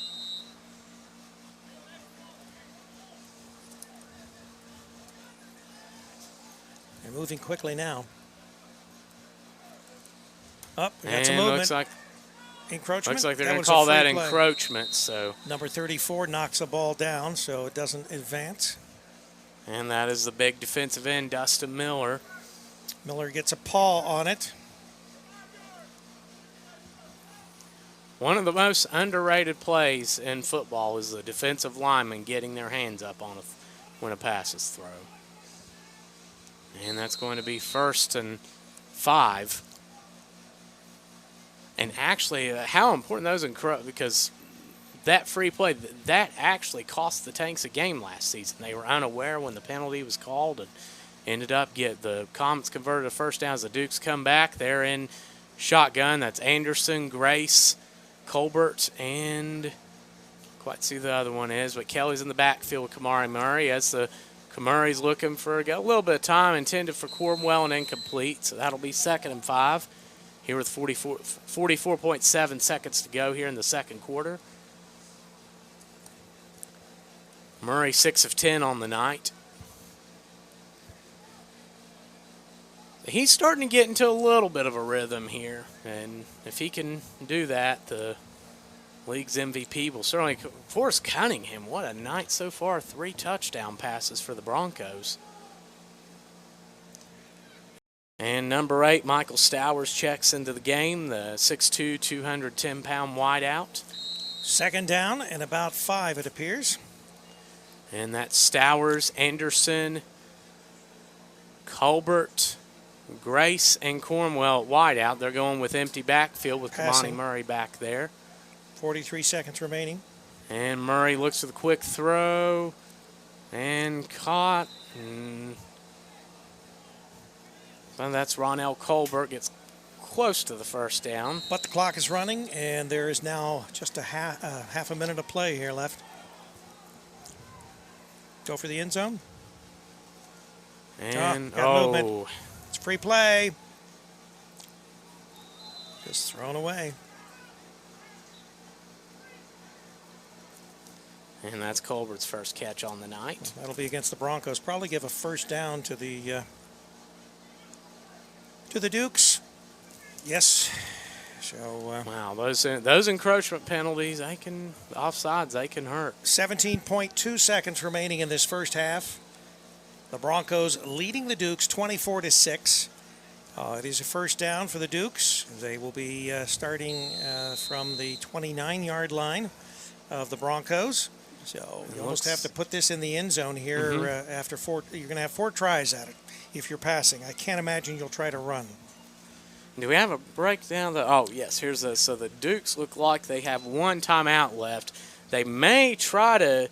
I'm surprised they haven't tried to go to Grace at this point and see if he can catch a short pass and maybe try to break when they may try to get it to him, get a little closer.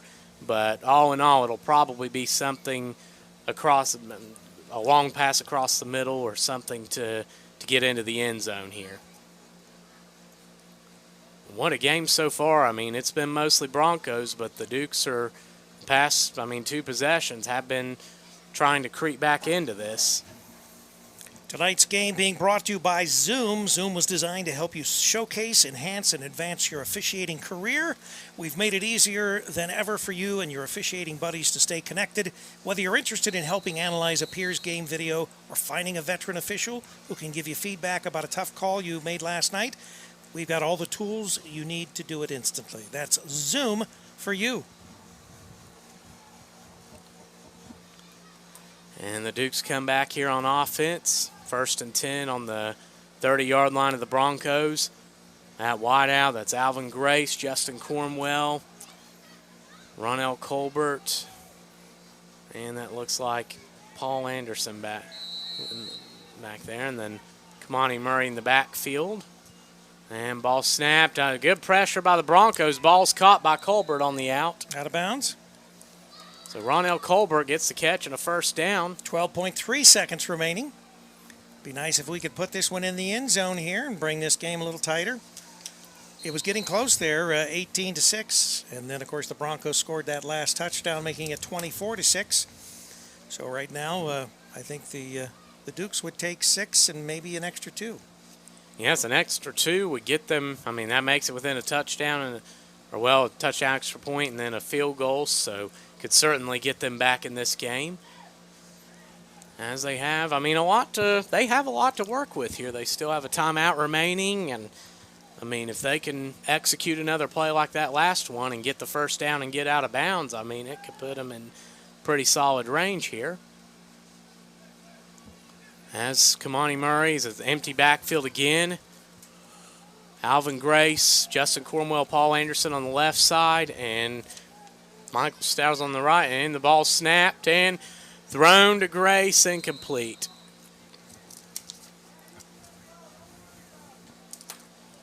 So Kamani Murray tries another out route there on the other side this time and doesn't quite get there. So we're at 8.8 seconds now with a 2nd and 10. Dukes are on the 20-yard line of the Butler County Broncos here in the second quarter and get ready to, the Dukes are. And don't leave for the refrigerator during halftime. We've got an interview with the vice president of the BCFL, Tony Martin, formerly with the Dayton Hornets, now vice president here with the BCFL, and he'll be up to talk a little bit of BCFL with us. I want to remind you tonight, Riding the Wave with Dave, Sydney and I will be traveling to WLW 700, the big one. We'll be talking all kinds of things, including this BCFL. And here come the Dukes, shotgun, empty backfield, and we have a timeout. Timeout. All right, so we're going to take a timeout. We're going to take a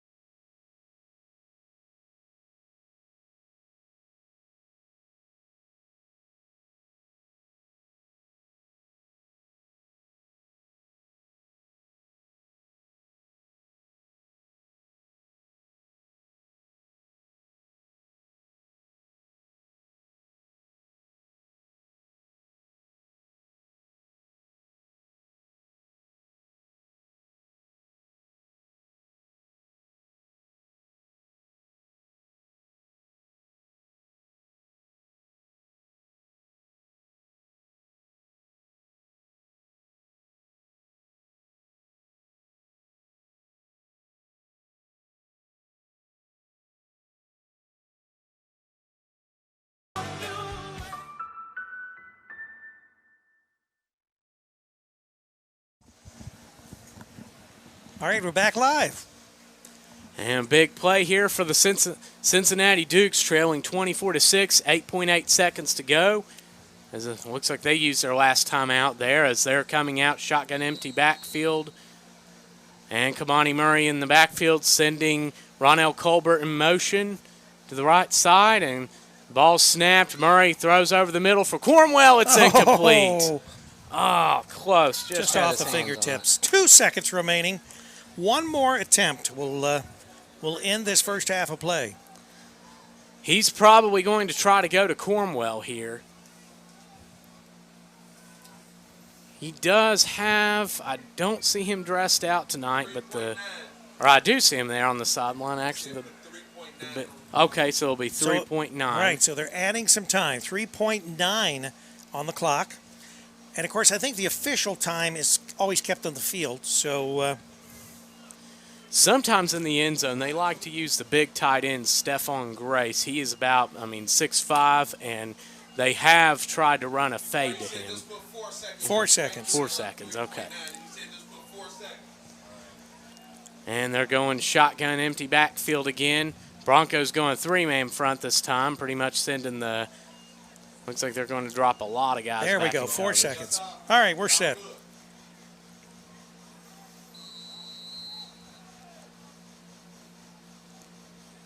And man in motion for the Dukes.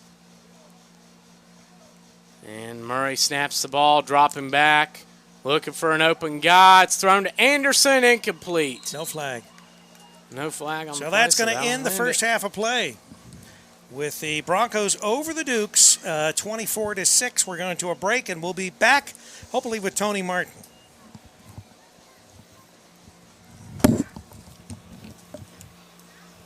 Should be able to get you two on. Tony up there, Tony all the way over there. Tony all the way. We could tell a humble origin story and discover conveniently placed sacks of coffee.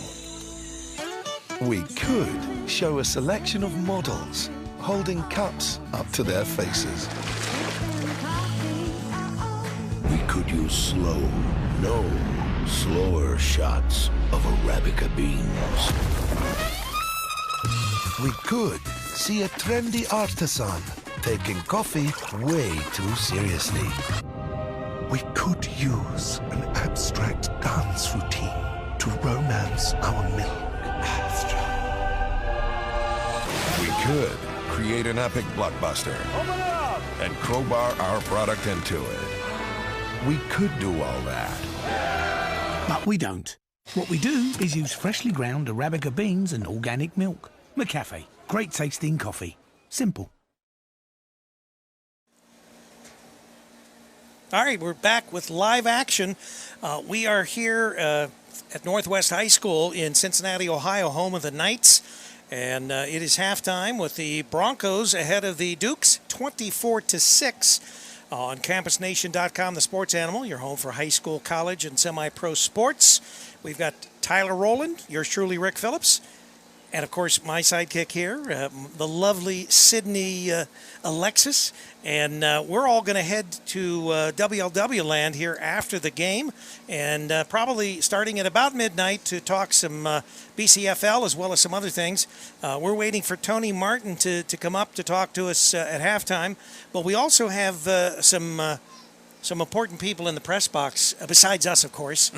We have AD, Antonio Davis. He is the quarterback of Cincinnati Chiefs. They had a great game last week, actually for the last two times that we've seen them against, Westmoreland? Westmoreland and then last week, of course, against the Broncos or the Dukes that we see here tonight. But Antonio, we'll go ahead and put you on and talk a little football unless you have something else you want to talk about. No, nothing at all. Just glad to see you guys again. Hey, good to see you, AD. And wow, what a 32-0 win over the Dukes. That is a Cincinnati Dukes team that last season finished 12-4. Beat several PA. They were 4-1. Of course, the only loss to the Chiefs last season and against the PAFL Tier 2. We had that game, by the way, on Campus Nation. You can still see it there. And that's well said. And that's so quite a win. I know you're working on a lot, but still probably a lot to be glad about. Total team victory. The defense came to play like they always do. Even in our loss a couple weeks ago against WPA, our defense played phenomenally, and that whole game was on me. I had like 5 interceptions, and it was terrible. Worst game I've ever played, or up to date. But our defense always plays well, and they did the same thing last week against a tough Dukes team who's trying to claw their way back in this game right now. They're down a little bit at halftime, but they're a scrappy bunch, and they're chomping at the bit to get back up here. There's Tony Martin right there. You need to holler at him, tell him to come on up here. He may have actually his time. Yeah, he's probably surveying the. Well, now we know, of course, that you are a phenomenal quarterback. We've seen you. You've been on the air with us. We did several games last year. One at Kentucky State, a couple there at your alma mater, Central State. And you did a great job of adding color to the game. But we also know that you've got someone near and dear to your heart that also plays football at the quarterback position. Is he still playing up in Urbana? Yes, sir. He is still playing at Urbana. And what year is he this year? He will be a sophomore on the field. He's a red shirt sophomore. Red shirt sophomore? So, yeah, he got hurt last year, as you did. Yeah, he got hurt last year, and I was already hurt, and he didn't want anything to really happen. He bruised his collarbone or something, and they said if he gets hit like that again, they might have to do surgery. So he didn't want to do all that. He saw that I was banged up already, so he was like, "Nah, let's just shut it down." Well, we weren't even sure if your career had ended with that injury that you suffered, but the old man came back. Yeah, I didn't want that. I didn't want them to the last view of everybody of AD to be me going down in the game, and so I did everything that I could to make sure I was able to come back and. Well, you're always welcome in the booth with us because your skills as far as behind the microphone are phenomenal. When this is over, just consider me part of Campus Nation. There you go. Guess what? When I'm done out there on the field, I'll definitely be up in the booth. I'll be at the sideline, cut down to the sideline, right on the. Whatever y'all need, I'll be right up here in Campus Nation because we're family now. Y'all have been with us for too long. We family now, so. We certainly get rid of it. Yeah, we appreciate it, and both with the PAFL and of course the BCFL this year, we have made ourselves at home, and we have been graciously hosted by these two leagues. And the BCFL, we are looking for even bigger things coming in the future here. Yes, sir. We're going to be upping our game as far as the broadcasts that we do. And there was some confusion, I think, before about our A system and our B system. The B system is the system that we're using right now and is very, very good as far as instant replay and all the things that we do. But the A system is designed literally to do ESPN3 level, ESPN3 broadcasts with graphics and all kinds of things, and multiple cameras with instant replay. This is something that we'll try perhaps maybe towards the end of this season with the BCFL, but for certain it will be implemented next year with all our college games as well as with the BCFL. So we look forward to being able to add all that new stuff. And every year we try to improve our broadcast, adding cameras and adding all kinds of goodies as we have year after year. And this is our 7th season in doing streaming video on Campus Nation. This is lovely. This is lovely. I wish all that stuff was up and running because next week is going to be a barn burner. And you want to tell us about this is the game that you're going to be involved in? The Cincinnati Chiefs versus the BCFL reigning and defending champions, Super Bowl champions from last year, the Marion County Crusaders. And Marion County put a whooping on the Fire. Did you see that? Oh, my gracious. So, I mean, coming into that game, knowing that, they're the champs, they're riding high, they're undefeated right now. They beat the PAF, they beat the national champions, Tier 1 national champions. Right. They handed it to them. So, they're a definite favorite in the game. We're going to come into the game. Who should we look at for that team that really stands out in your mind? Obviously, he's probably a defensive player because you got to keep him out of your face, right? Defensive end. He plays on their left side. It'll be my right side. So I don't know. I guess he wants to be right in my face, but he's a phenomenal player. But their whole defense, they have a real solid squad. So it's going to be a very tough game. We play them at Withrow High School. That's where I graduated from, so I'll be right at home, as an underdog at home, playing against the reigning and defending, champions of the BCFL last year. I don't recall. Did you play at Withrow as far as football? Yes, I played at Withrow. I graduated in 1991, and then I went to Ohio. I got a full scholarship, went to Ohio University for 2 years. So you're a Bobcat? Bobcat for a second, but then I went to junior college and did some good things there, but then went to Central State where I won set a few records, didn't you? National championship in 1995. I know that's way before a lot of y'all time, but out there just watching. But national championship in 1995, and that was my glory day and all of that. And when you were there doing broadcasts with us this past season, you did 2 there at Central State, obviously your alma mater. They were bowing down to the greatness of AD. So everywhere you go, obviously you make a good impression when it comes to football and all your fans. Yes, sir. I don't know. I love the game, and I love giving back. A lot of it is from coaching. I was a high school coach for about 12, 13 years, and helped put a lot of kids up in school for free and give them an opportunity to still play football later on. So, that's it. It's my passion. I can't get it up out of me. I don't know. It keeps on knocking on me, and I keep on answering. So tell me, your son, does he take after you or his mom when it comes to football?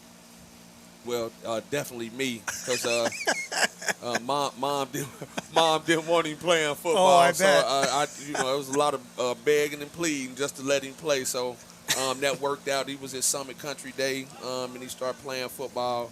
How did you convince mom or wifey? How did you convince her that you needed to come back this season? Because I'm sure she was not really wanting you to come back after the injury last year. No one wanted me to come back. Nobody. My mom, my girl, my sons, everybody said I was crazy. All my friends, everybody said I was crazy. Let everybody know how old you are. Oh, I'm 46 years old. There you go. 46. Had a torn my Achilles last year in September. Was in a boot for quite a while. In the boot for a minute, riding around on a little wheelie thing, and then got up out of that and went to rehab, and just to try to get back, just to show everybody I was, I was A-okay.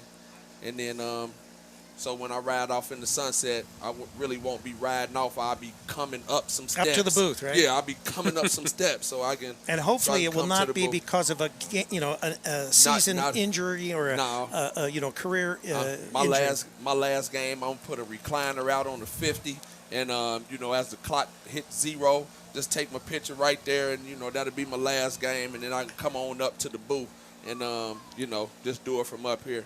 Well, AD, we appreciate you being on with us at halftime. Tell Rico, I think he's out scouting around or probably talking some of his talk with some of his buddies down there on the field. But we wish you all the luck against, next week. Those Crusaders are going to be a tough cookie. And you want to go out and do well in front of your home crew there at Withrow High School, your alma mater. So good luck. Hey, we appreciate everything Campus Nation does. And keep on rocking, fellas, and hope to see y'all next week. Have a good one. Thanks, AD. Don't even charge us to rub them up there. All right, babe. Good to see you, AD. All right. Antonio Davis of the Cincinnati Chiefs, the quarterback extraordinaire, and still kicking at 46 years old. So we certainly appreciate him coming up and spending some time with us. I guess Tony Martin either forgot or maybe got a little sidelined here. Now, I don't know, Slash looks like he's coming over. I don't know whether he's talking with some of the Broncos or, but. And you get a personality like Antonio Davis. I mean, that charisma he has, that makes such a positive difference in a team's, really an atmosphere anywhere. Yeah, and he did an extraordinary job for us as far as last season when he did get hurt and came up into the booth with us for so many of those SIAC games.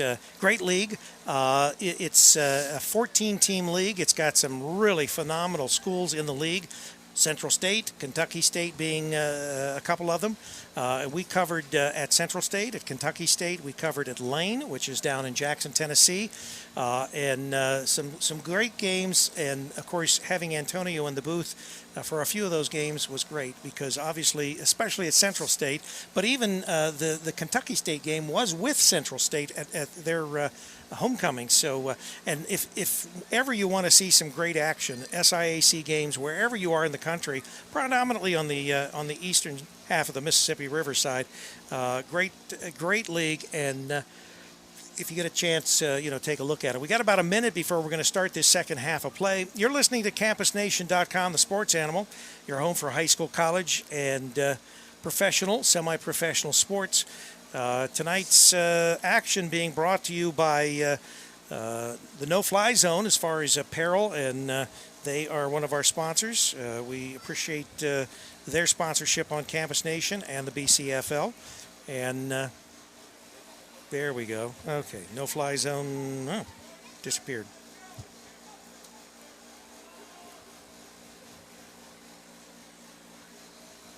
There we go, no-fly zone. And, of course, the score right now, the Broncos leading the Cincinnati Dukes 24-6, and we are just about ready to start this second half of play. Well, Tyler, what are your thoughts on the first half? Well, the Broncos, I felt like, did a better job at cashing in. They made a statement early when they returned an interception for a touchdown, and then they've done an excellent job in the field position game. 3 of their 4 touchdowns. Of course, they had the interception return. They had 2, that were short distance, and then, only one of their touchdowns has come from the result of a long drive. The Dukes, they've moved the ball a little bit. Their lone touchdown came from a nice kick return, and of course they had a good drive on that last one, but the Broncos defense held through. But I feel like the Broncos have done a little bit better job of cashing in when presented the opportunity, and I feel like the defensive lines on both sides have done a good job tonight plugging the gaps. And Givens has been Givens a couple times for the Broncos, but that's to be expected. And Steve Cunningham, I have him at 5 of 8 for 3 touchdowns right now for the Broncos. Phenomenal so far this first half. Just what will he do by the end of the second half? Wow, he is that so far is one of his best games. He plays well, but he's one that typically, you think of kind of like Alabama, of course, until last year. Alabama, as solid as their quarterbacks have played, they didn't have anybody that just straight up lit up a stat sheet. But tonight, and that's kind of how Cunningham is, but tonight he is doing just finding guys. And, there, of course, Dominic Williams, who has 85 yards receiving tonight and 2 touchdowns on 3 receptions. He's had a big night. Lamar Tayborn, 2 receptions for 42 yards and a touchdown, a nice 25-yard reception he had to increase the lead, and no 2-point conversions by either team tonight. And no field goals. Right, yeah. And the lights are now on here at Northwest High School, home of the Knights. And so the sun has basically set. It's not absolute dark yet, but as these summers wear on up till about the 21st of June, the days continue to get longer. And then after the 21st, we start seeing them get a little shorter each night. But right now, the temperature has gone down a little with the sun going down, so not quite as bad out there. And we were getting kind of humid earlier today, and the temperature, we recorded about a 92-degree temperature several times in early afternoon. As the Broncos get ready to kick back off now to start the second half, short kick. And it's fielded by number 9. That is Alonzo Brown. And he's to the 35, 36, 37-yard line. The ball's pitched back. And that is, there's no number 11 on the roster here, but he gets up to the 42, 43-yard line there. A little bit of trickery there at the end when they lateraled back the ball. Also dangerous because it was in a group of both side players, and you have to be careful. You'll end up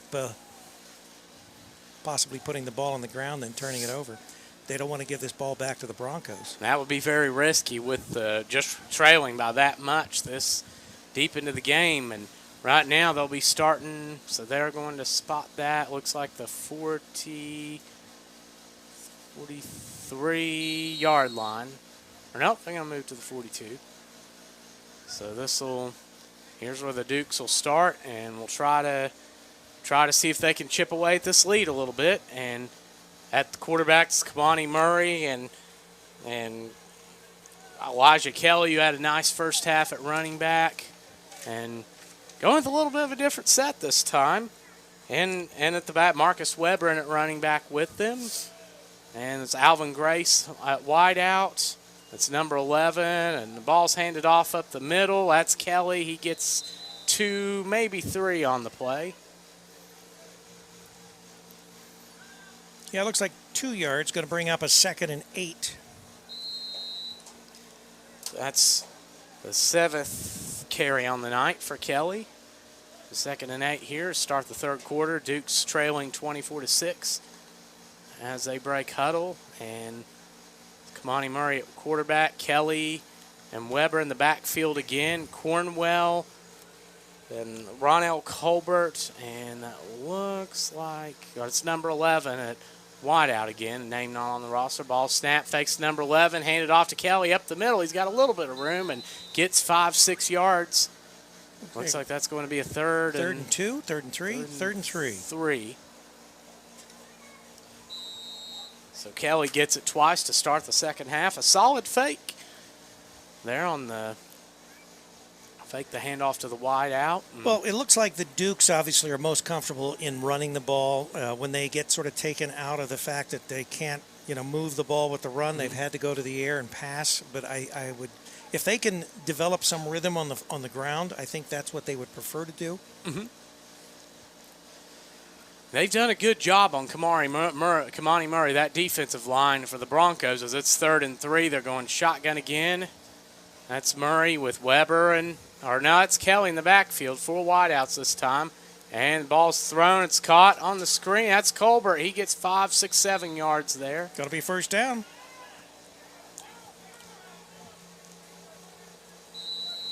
And Kamani Murray gets his first completion to start the second half. Third catch on the night for Colbert. He has 22 yards. Tonight's broadcast being brought to you by Ison Family Restaurants. And they're going to go shotgun. That's Kelly in the backfield with Kamani Murray, Colbert, Anderson, Grace, and Cornwell at wideout. Backer. Oh. That's a movement. Drew him offside. It's free. Ball's thrown. Free play. Complete, but it loses it. Ooh. So are they going to call that a completion? No, they're waving it off. Yeah. They're saying he did not make the right move after catching the ball to make it a completion.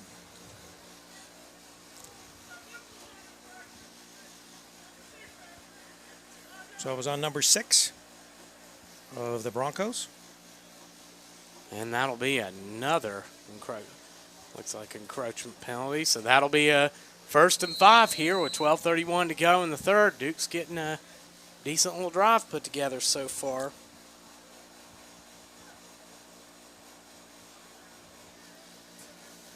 And they're going shotgun, 2 wideouts to each side. Kelly at running back and Kamani Murray at quarterback. Backers are creeping up now for the Broncos. And ball's handed off to Kelly. He rumbles, gets 3, 4 yards maybe. Big guy plows his way, and now it's going to be 2nd and 1. So the Dukes are doing in the second half what they failed to do in the first half, which is they're building up some steam, running the ball, keeping the ball on the ground, and only passing if they have to. And Kelly now has 36 yards on 9 carries. He has 3 this half so far. And that's going to be a 2nd and 1 for the Dukes, which this is anything passing in playbook's an option here. Yeah, this pass would be warranted here. You could really at least try to go to the end zone. And they're going back to the formation. That was almost to 11. Yeah, that handoff there was a little shaky. Actually lost yardage, so it looks like about 2.5 yards now. 3rd and 2.5. That's a loss there. It looks like some miscommunication in the backfield. As the Dukes come back into huddle, 11 and Mark Weber go out. Anderson checks into the game, so they're probably going to go 4 wideouts here. And they do. They're going trips right. That's Stephon Grace on the left, Kelly in the backfield on the left, Kamani Murray at quarterback, Cornwell, Anderson, and Colbert on the right side at wideout. 3rd and 3. Ball snapped. Murray drops back under some pressure. He's looking, no one open, and he's sacked. The Broncos defense comes through again, and that's going to be a 4th and 5 now. So we keep going the wrong direction here. So after a 2nd and 1 and what looked to be a favorable situation is now a 4th and 5 that the Dukes are, no doubt about it, going to have to go for. And if you're liking tonight's game, don't forget, Sydney Alexis and yours truly, Rick Phillips, will be riding the wave with Dave on the American Truckers Network tonight at midnight. Tyler, you're going to head back to Ashland, I would imagine. Is it Yes. Ashland? Yeah. And that's a long haul. You drive, what, about 3 hours to get here? Mm-hmm. 3 hours. You have to love this game, right? That's right. And they're going shotgun empty backfield. It's same for a wide out, and number 11's in there with them now. And trying to draw the Broncos off sides. Doesn't work. Ball snaps, fumble, but Murray picks it up. Good run. Runs it to gets a first down. And that's Murray's first good run of the night, really. He hasn't run the ball a whole lot. Instant replay of that. All right, so we got the instant replay. So what could have been a disaster? He dropped the ball, picked the ball back up, ran the ball. Yeah, could have been a disaster, but resulted in a first down. And a big play there, and that's why he has the nickname K-Money, for his ability to come through. And what a time to do it, as the Dukes drive stays alive with the first down, as they're going to go shotgun, twins wide out. Back right, that is Grace, Cornwell, Colbert, and Anderson at wide out. Kelly in the backfield. Got a timeout? We've got a timeout, looks like. Oh, there's an extra ball on the field. Oh.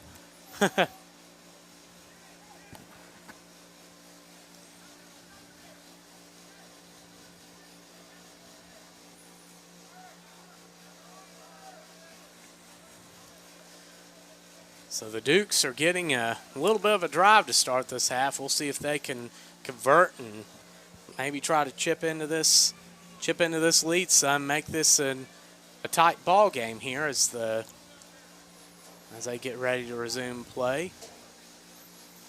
All right, your score 24-6. Broncos over the Dukes. And they're going shotgun, twins wide outs. And backers creeping up. Broncos showing blitz. Murray looking for an open man. It's thrown out of bounds. Oh, no. Almost caught. Comes back to the ball, almost catches it. 8:57 remaining in the third quarter of play.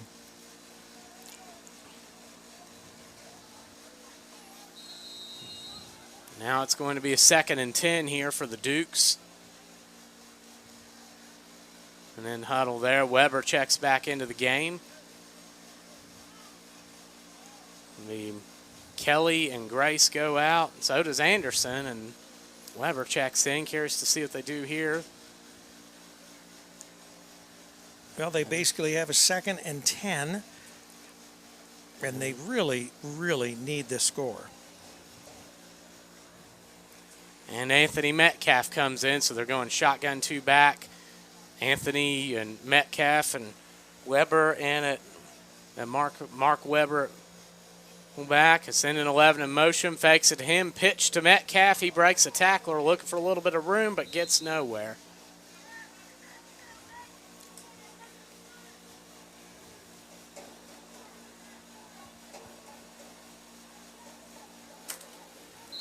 So now this is going to be a 3rd and 10. The Cincinnati Dukes here trailing the Broncos 24-6, and no doubt about it, they need a score here. And the Dukes are going to take a timeout. So here with that 7:46 to go in the third, it's the Butler County Broncos 24 and the Cincinnati Dukes 6 here on Campus Nation. With a $1 soft drink from McDonald's?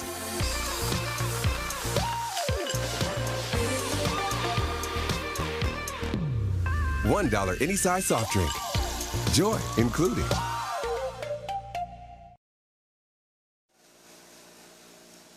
All right, back to live action. 24-6 your score. Team's still huddled in timeouts. So, well, if you're the Dukes here, Rick, what do you think you try? What do you try to do? All right, so you've got what appears to be a 3rd and obviously 10 yards. You have not been too successful in the air. You've been much more successful on the ground. But what do you do? Like maybe do you do a delay, or you've got to do something rather than just handing the ball off. They've tried some misdirection. It hasn't really worked a lot. The Broncos are sort of wise to the idea that they like to run the ball. But I think that you almost have to, with basically 2 plays left before you'd have to turn the ball over, you're going to have a couple passes here. So I would anticipate this will be a pass followed by another pass if they have to. as they come back out, and it's well stated as Kelly's in the backfield, Cornwell, and I see Anthony Metcalf at wideout. And ball snapped. Murray drops back. He throws it deep, looking for Cornwell. Is that incomplete? Oh, and no flag. So play defended well there. That is Donnie Taylor, number 24, on the defense for the Butler County Broncos. And the Dukes now are at 4th and 10. And obviously we're not going to run it 10 yards. So once again, they're going to have to make another attempt as far as a play. They may try a rollout with Kamani Murray. They do that on occasion. They will roll him out and see what happens as they've got Metcalf and Cornwell on the left. On the right side, that is Anderson, Grace, and Colbert at wideouts. And Murray gets the snap and throws it on the out route. Oh! He had the first down. Intended for Ronell Colbert and just goes right through him. Yeah, a little high.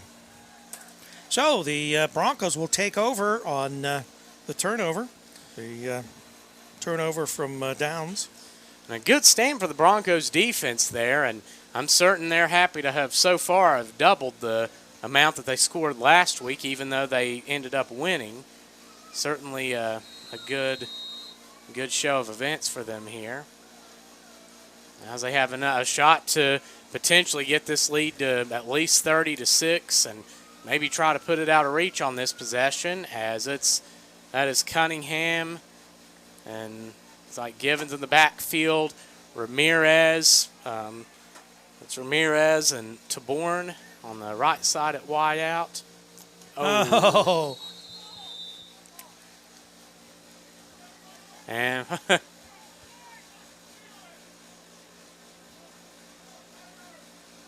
and flags are thrown, and the defense jumped a little early on that one. And I'll try this again. It's Cunningham in the backfield quarterback, Ramirez, Lamar Tayborn. Watch for Dominic Williams, 3 receptions and 2 touchdowns tonight. And the ball snapped, handed off up the middle, and fights for 2, maybe 3 yards there.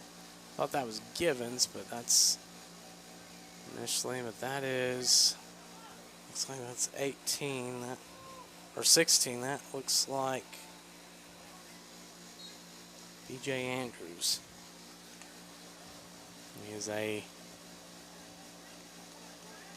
come back to the line here. Formation this time. Two wideouts each side. All snapped, handed off up the middle. Big guy gets the first down. Powers right through there. Well, it looks like the Broncos may want to keep the ball as much as they can on the ground, maybe run some time off this clock. Don't want to give the Dukes any hope of getting back into this contest. That would be helpful for them, because the Dukes do have the ability to be. They've done a great job tonight, the Broncos have, but things can change in an instant as the Broncos get ready to. Oh, no, it's a pass, and it's thrown and incomplete. Pass was intended for Lamar Tayborn. A little bit of contact, but not enough to really throw a flag. Good non-call by the Zebras. And those are always the tricky ones, pass interference. It's one, if you call it, then it could change a game very quickly, so you got to really know what you're doing when you throw that flag. Yes, especially in this league, given it goes straight NFL rules as the Broncos come back to the line. That's Givens in the backfield now at running back with Cunningham, and that is Ramirez. And receiver and Dominic Williams, and the ball's handed to Givens. Missed tackle at the line. Givens plows his way for 3, maybe 4. Nice spin move there to get himself some extra yardage. That's Givens' 12th carry of the night.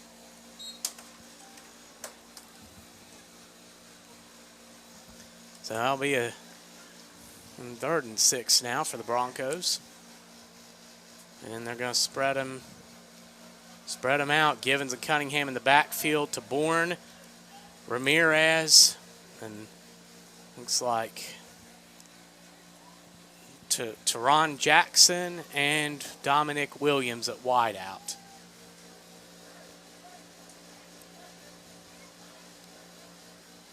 And Duke show blitz. And ball's Cunningham under some pressure. Get a penalty. Ball's thrown. Ramirez catches it and plows his way for the first down, but it looks like that's going to be probably come back. Offsides on the defense. Or no, well, it looked like he indicated offense there, but we'll see. Maybe, yep, it is on the offense. So what would have been a first down is now going to be a 3rd and 11 that they have to convert. So now the Broncos will see if they can convert it again here as they lead the Cincinnati Dukes 24-6 here with 4 minutes to go in the 3rd quarter. And that's Rob Givens in the backfield with Steve Cunningham at quarterback, David Cunningham at wideout now with Ramirez and Jackson along with Tabor on the other side. Oh, it's handed off, and Givens gets about 4.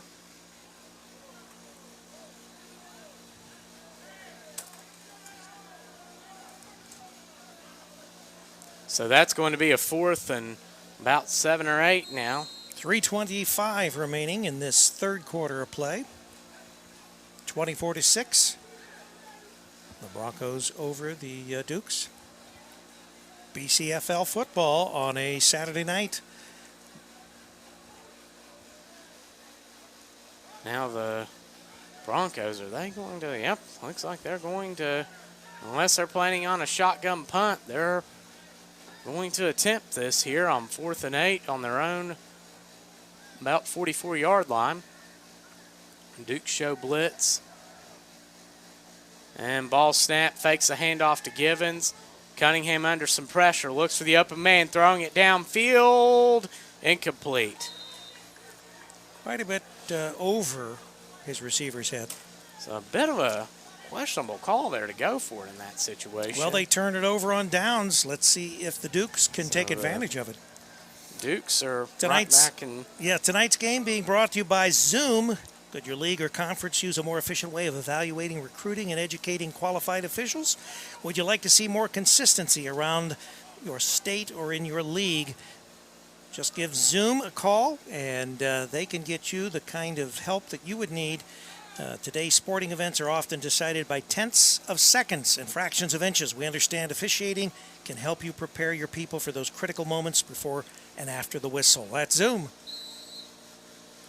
And now the Dukes are going to take over here, 1st and 10 on the 44-yard line of the Butler County Broncos. Their last 2 trips they've been in Bronco territory. Oh, well, not going to do it there. Thought that was offside. The ball's handed off to Kelly up the middle, and he gets about 5. See what the flag is. Looked like the defensive tackle jumped, but we'll see for sure what the official calls it. The past 2 trips, the Dukes have... Looks like they're going back. That'll be... So it looks like that'll be another false start.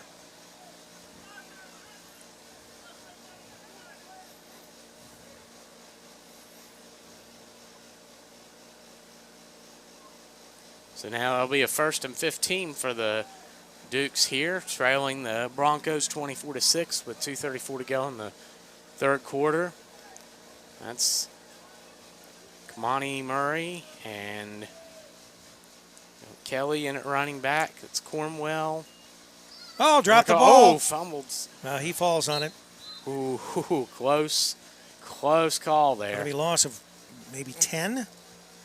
Well, not total 10, because obviously, but it will be now a 2nd and 20, it appears, or 19.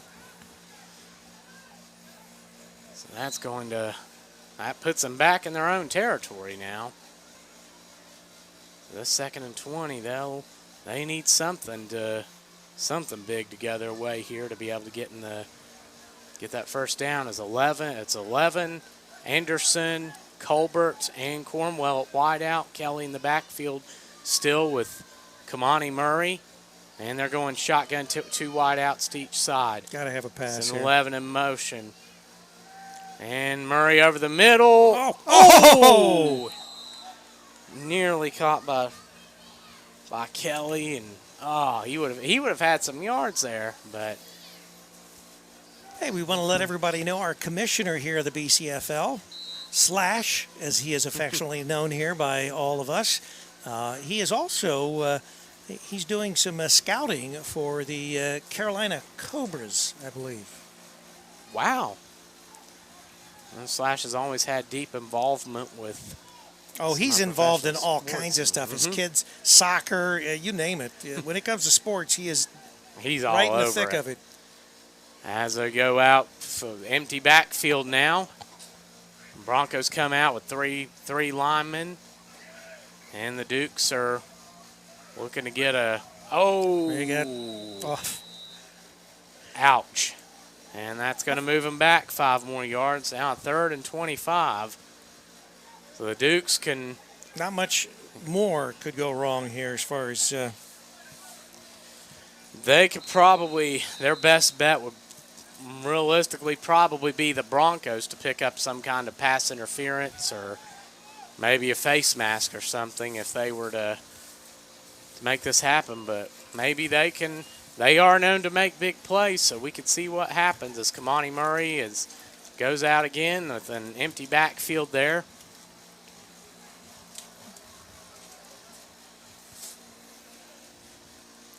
And it's 3rd and 25 here, 23 seconds to go in the third. Murray looking for somebody under some pressure.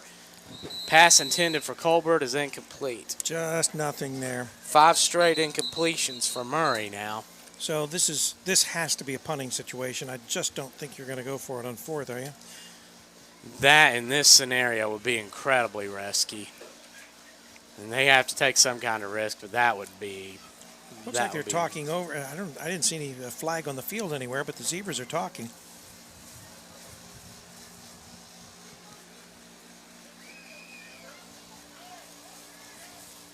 Again, they bring in the kicker. That's Kyle Kostoff to punt. So they will indeed punt, and that is probably their best thing to do here. Oh, we got delay a game, or we're going to have to take a timeout because... snap over his head. Broncos are running for it. And picked up. Touchdown Broncos. Ball snapped. Well, there was a lot of misdirection in the sense that they were having problems with getting players on the field. And it was a total botch in the sense that they didn't get the players they wanted on the field when they were supposed to. The snap was snapped. It was a play. It went over the snapper's head, and the Broncos took it in for 6. So we're now up to 30-6. Broncos in a commanding lead now here. That's number 21, Trayvon Cordova. We got to interview before the game, and he makes a statement running that back for a score. So now the Broncos looks like they're going to go for 1 here and try to make this a 25-point game. Here to 5 seconds to go in the third quarter, and it's a 30-6 lead for Butler County here.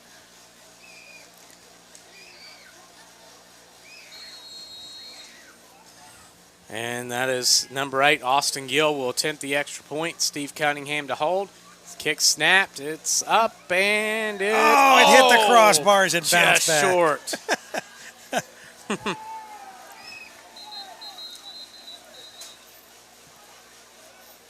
So it's not any good. We're going to take a break here. We'll be right back.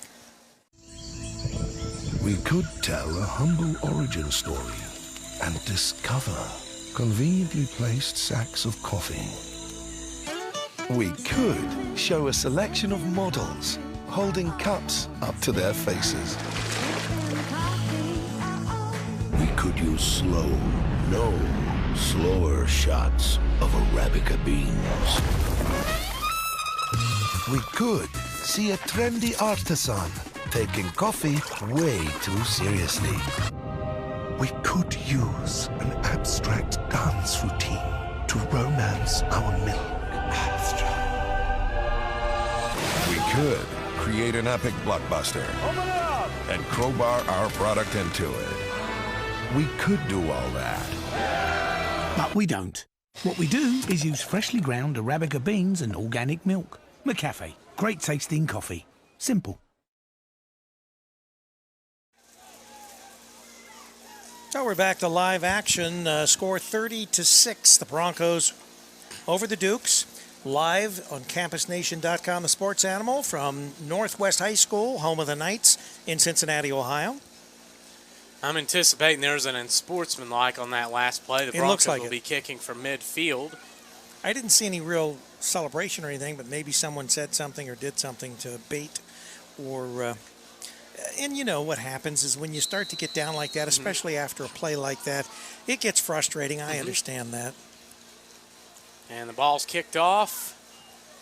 And looks like that's that's Cornwell, number 3, running around the right side, looking for a little bit of room. 20, maybe 25 there. And that'll end the third quarter here. So at the end of 3, the Cincinnati Dukes, or the Butler County Broncos are leading the Cincinnati Dukes 30-6. And you're watching Campus Nation. We'll take a break. Be back.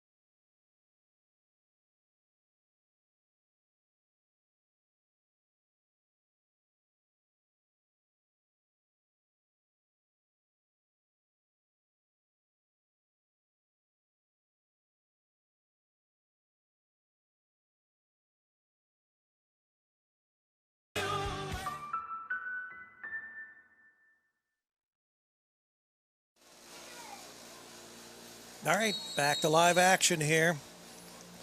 Dukes will be starting the fourth quarter with the ball 1st and 10 on their own 25-yard line, trailing 30-6. It's time to get something here for the Dukes. It's almost panic time. They'll have to get something here as it's Kamani Murray and Elijah Kelly in the backfield. That's Colbert Anderson. I see, looks like, that's number 15. That's Anthony Metcalf, and looks like Grace back there. Or no, that's Cornwell.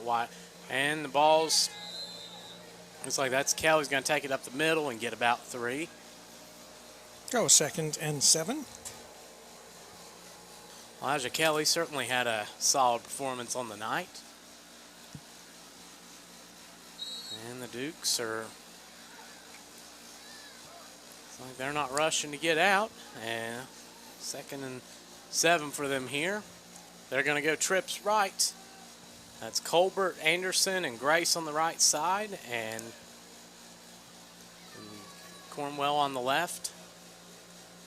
And the ball snapped. Murray thrown to Grace, but incomplete. Almost picked off.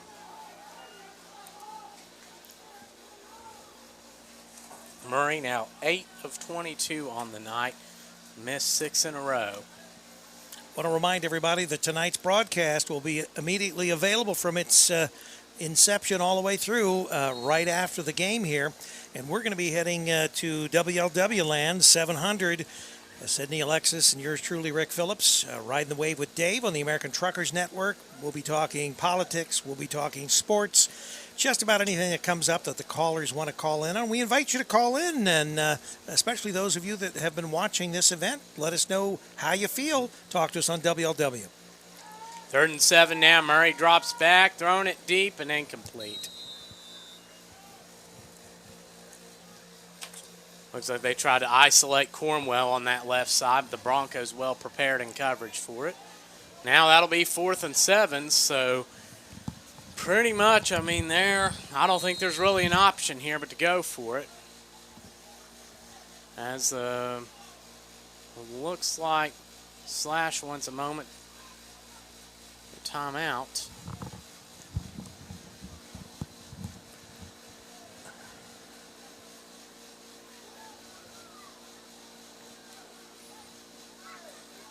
It looks like we got drop back for a punt. Okay, so they are gonna punt. Okay. Well, and probably the only practical thing to do since you're back there so far deep. It's putting Metcalf back there to punt. Well, now we've got a coach on the field, so there has to be something going on here as far as a. So do we have a timeout? Looks like it's like yes, they're both going out there now. All right, be back after a break. Fries for 316, please. Thank you. David, what's going on? Oh, hey. That's it? Yeah. Everybody, 2 seconds. Dear Sebastian, after careful consideration of your application, it is with great pleasure that we offer our congratulations on your acceptance. Through the Tuition Assistance Program, every day, McDonald's helps more people go to college. It's part of our commitment to being America's best first job.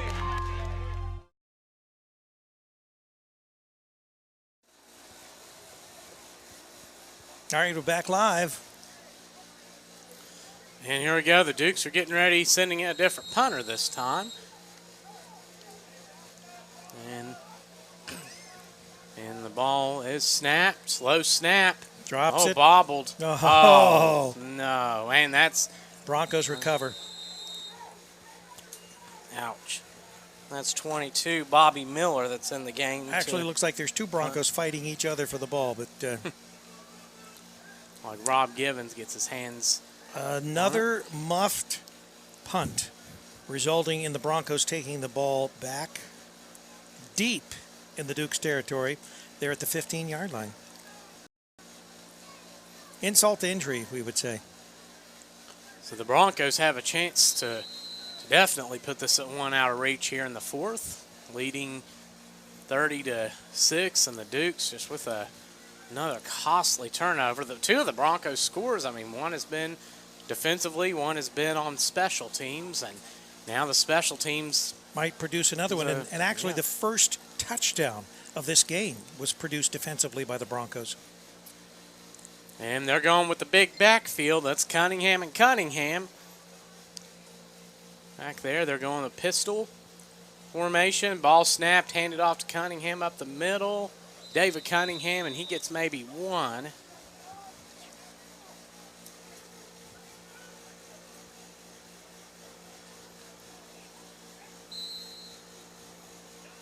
So that'll be a 2nd and 9.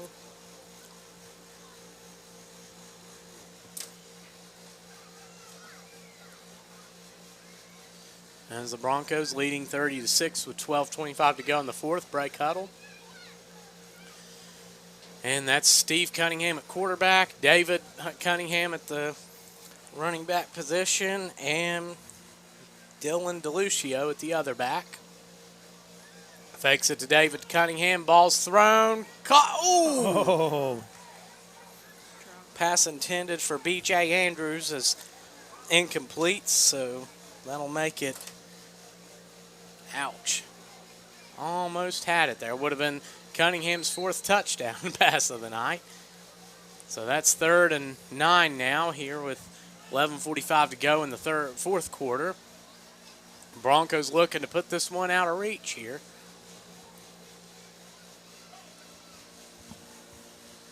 And they're going to go shotgun again. This time they're going to go 4 wideouts with Steve Cunningham at quarterback, David at the tailback position. Ball snapped. It's handed off. No, Steve Cunningham rolls out. He's looking to get a guy, and he's got him for the touchdown. Good rollout pass and catch there. And looking to see, might get a number there.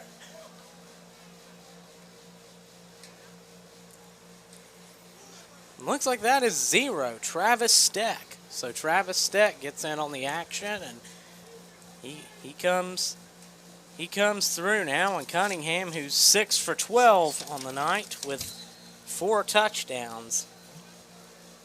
So 36-6, and I'm assuming they're probably going to go for the extra point. No, they're going for 2.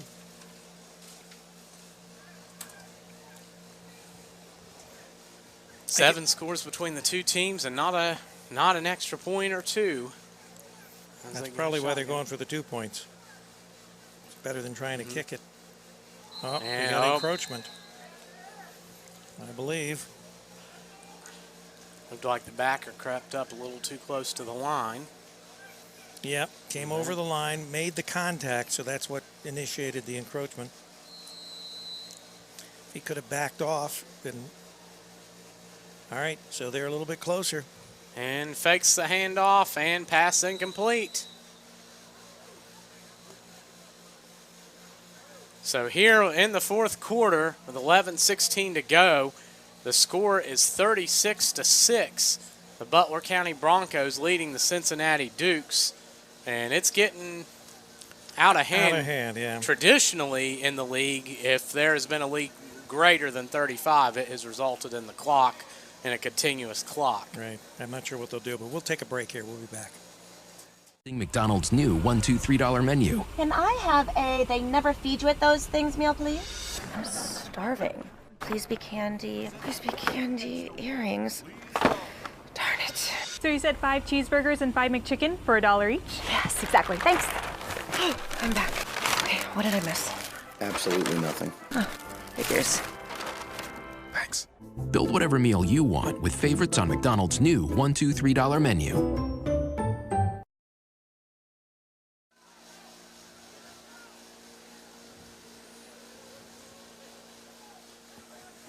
Back to live action. Another kickoff for the Broncos. Broncos ahead 36-6 here in the fourth quarter. And the Dukes getting ready to try to make a historic comeback here. Keep it on the ground.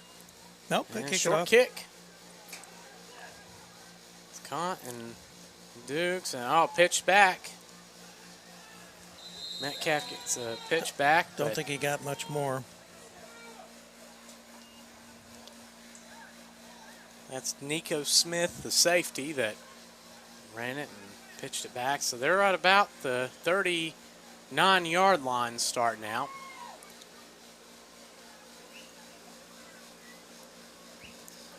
Good, which happens a lot. I mean, usually teams usually starting at behind the 30-yard line is unusual in semi-pro, but still good field position, starting at about the 35, 36 for the Dukes. All right, so are we going to run it, or are we going to start putting it in the air with 10:57 and counting down? And that is Kamani Murray and Elijah Kelly in the backfield. That's Colbert, Anderson, Grace, and Cornwell at wideout. And ball is snapped. Murray drops back. He's looking under some pressure. Throws across the middle. It's caught by Cornwell. Run back there. So that'll be about a 13-yard completion there for Kamani Murray, who breaks the ice after nice pass and catch there. Completions. And Cornwell gets his 5th catch of the night. Well, once again, it's sort of like we've said before in some of these games. There's a lot of play between the 20s, but obviously who's winning is the team that puts it into the end zone, and the Dukes just haven't been able to push it over the line much. Yes, as they go shotgun trips right here, and the Broncos have bent, but they haven't broken, It's as the Dukes get ready to through. Murray, he's running it, gets maybe 5. Nice run. And I have to say, that is a phenomenal effort by the Broncos to be able to hold, because Murray can go off on teams, and the Broncos have done a great job keeping him in check tonight. And that's not an easy thing to do. As it's 2nd and 5 now, they go shotgun twins, wideouts, back right. Murray gets the snap, drops back, goes over the middle, incomplete. Kamani Murray, who is 9 for 25 on the night with an interception. So now a third and about 5 or 6 there. So, I mean, pretty much, I mean, you can just try something, maybe an out, or try something over the middle just to see what happens if they can. Just send someone beyond the stick and hit him. Sideline. Ball snapped. Murray drops back. He's looking. Bronco got a little bit of time. Rolls out, throws it, and that's Stephon Grace's first catch. Someone loses a helmet. Number 22, I think. And Stephon Grace pulls in. That is his first catch of the night. Toad moves the sticks. We got a first down. Clock still running. And that's a gain of about 20 there. 8 minutes remaining in this game. 8 minutes remaining in the game.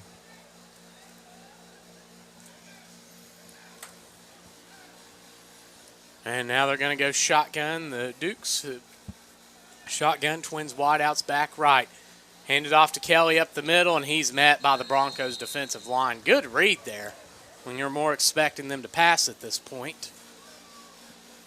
Nice job by the line to control the gaps and sniff out the run. And that's going to be 2nd and 10.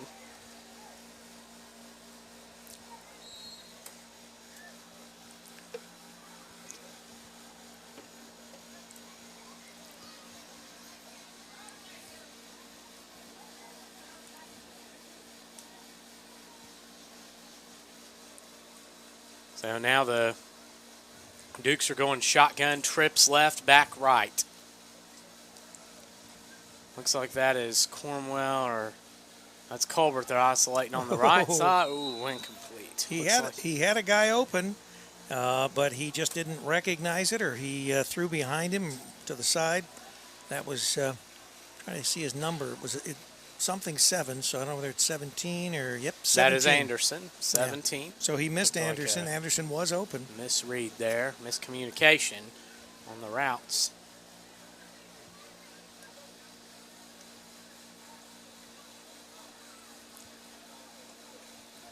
So now it's 3rd and 10 for the Dukes here, trailing 36-6 with the Broncos with 6:23 to go in the 4th quarter. That clock is ticking. Shotgun trips left, back right. And ball snapped. Murray drops back. He throws for Colbert in the end zone. Oh, almost picked off. Close call there. Nice defense. Very good defense. Way to keep the receiver on the outside and position himself, the corner, to where he could have the inside positioning to try to get a shot at deflecting or picking that off. And now it's going to be a 4th and 10 for the Broncos, or for the Dukes.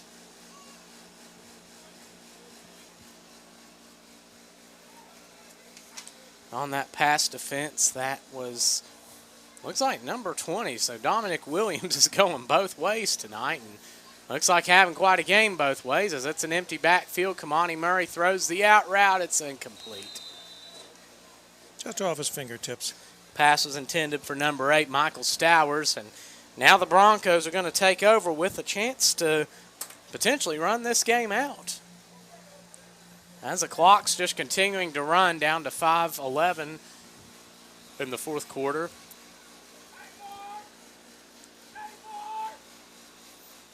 All right, we'll take a break here. Jada have been together so long, they're practically the same. Until now. Actually, I love a McCafe iced caramel macchiato. Well, I like the new you. Get a $1 McChicken or a $2 6-piece Chicken McNuggets. A value menu that values your choice. We're back live. Saturday night, BCFL football on campusnation.com, the sports animal. Tyler Rowland. Good to be on here with Campus Nation as the Broncos are coming out on offense and getting ready to potentially run this clock down. The clock continues to run. 4:19, 4:18 to go in the fourth. Here, leading 36-6. They're spreading it out, sending a man in motion. Balls, hands it off. No, looks like a change at quarterback maybe. Oh, late hit. Nope, not going to call it. That is number 14, looks like. That is Austin Howell. So that's Austin Howell, the backup quarterback, and he takes the run and gets a first down for the Broncos.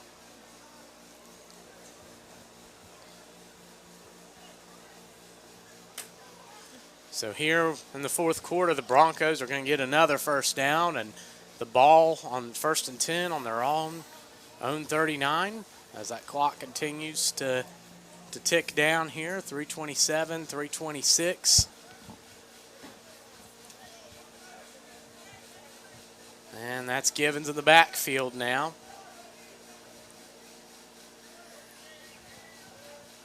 Man in motion. Hands it off, and did the Didn't Dukes fool get anyone. it? Looks like we got a change of possession. And that's number 5. That's Stephon. That's Stephon Grace there with the, looks like forcing a turnover there. So now the Dukes are gonna take possession again here late in the fourth quarter. No, it's still clock continues to run. I mean, they still have a chance just to stick one on the board, get a little bit of confidence.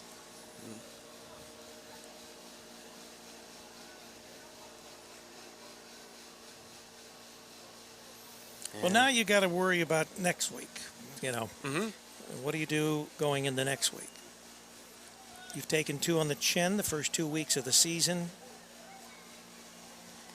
Yes, and this was a similar scenario for them last year. They had a big loss to the Chiefs early on, and they were 2-2 before winning 10 in a row. And the ball snapped, thrown across the middle, and big hit there. Nice pass though.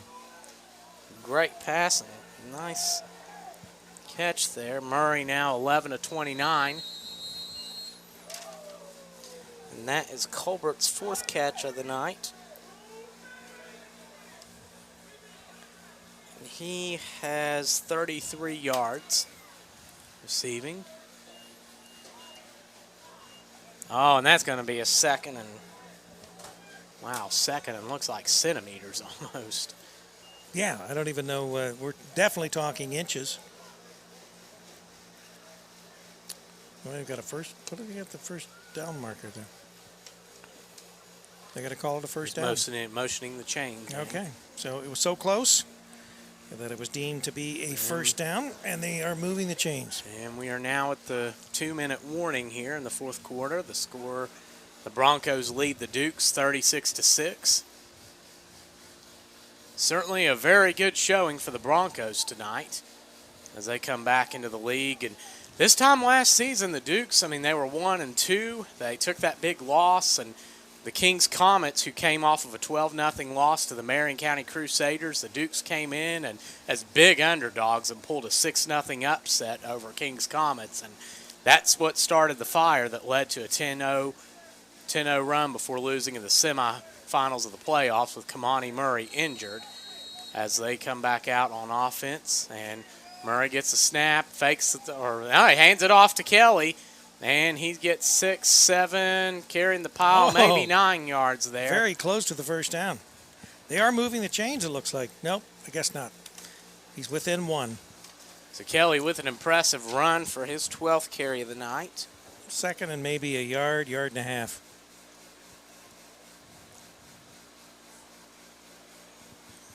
And Kelly has 48 yards on the night for a 4.0 average.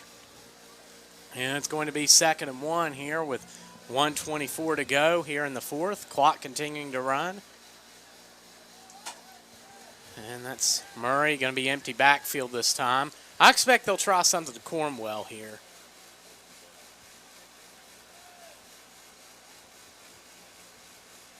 Ball snapped, low snap. Murray gets the breaks the tackler, gets the first down, and a couple more. Looks like he's down to the 10. So that's Murray's third run on the night. He has 20 yards.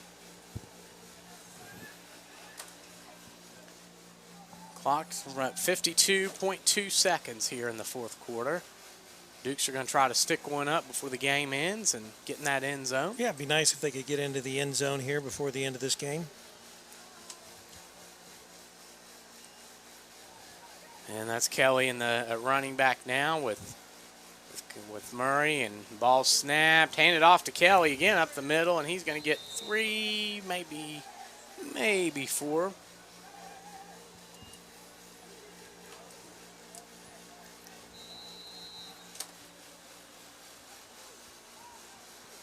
Looks like the ball's at the 5-yard line.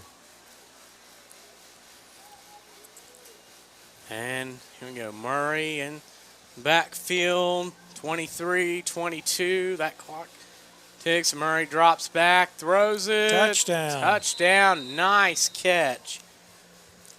And that is Ronell Colbert. So Kamani Murray gets his first touchdown completion of the night. He's 12 of 30, and Colbert, though, also Colbert has a good night going for him. That's 5 receptions now with 1 touchdown.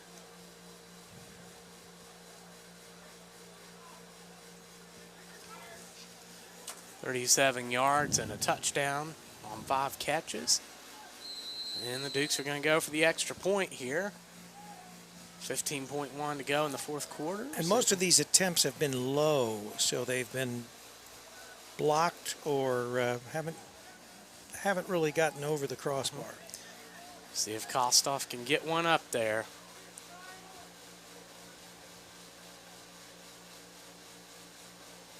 We have a fake. What do they count this? Make sure they've got the right number of players. And it was. Oh, I think it was a fake from the beginning. Fire drill and same results. Tackle in the backfield. All right. But your score is 36-12. Oh, got a guy. Okay, good. He gets back up. Yeah, you hate to see someone this late in the game with literally 15 seconds remaining in any kind of injury situation. Mm-hmm.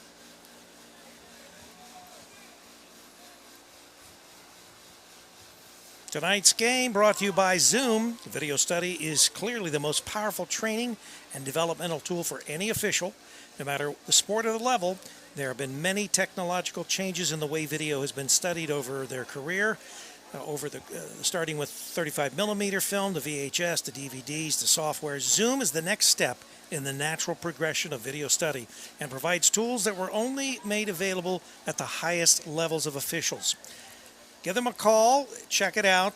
They will help you in your officiating and also in being able to study this game of football.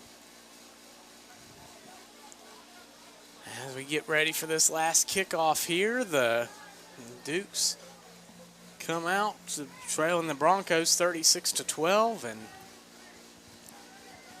look to.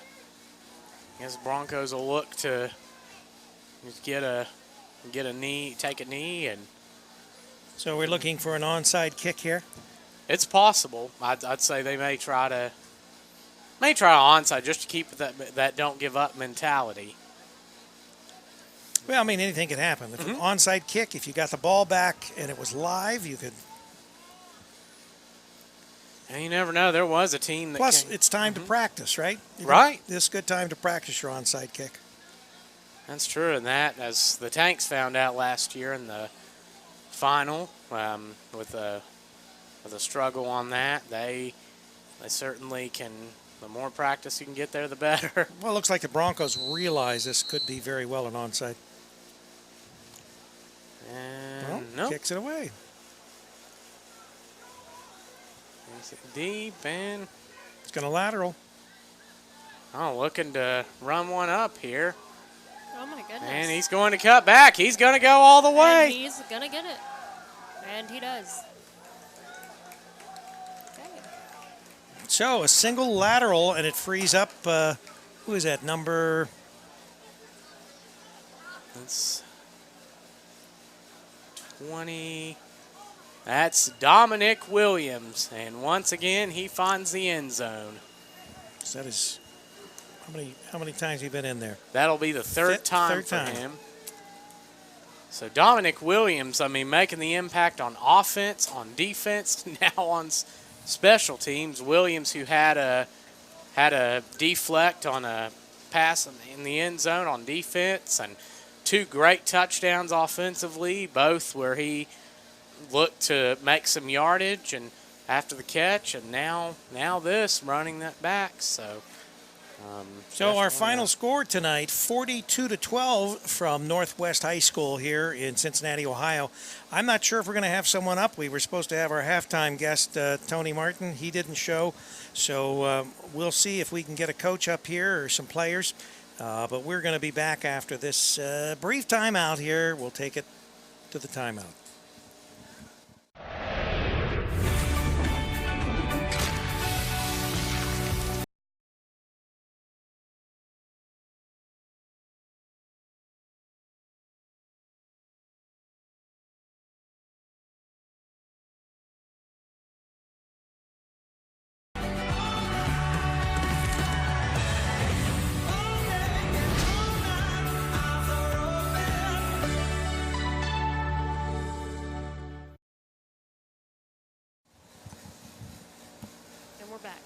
All right, back live.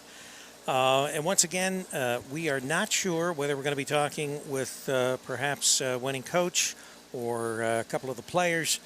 Right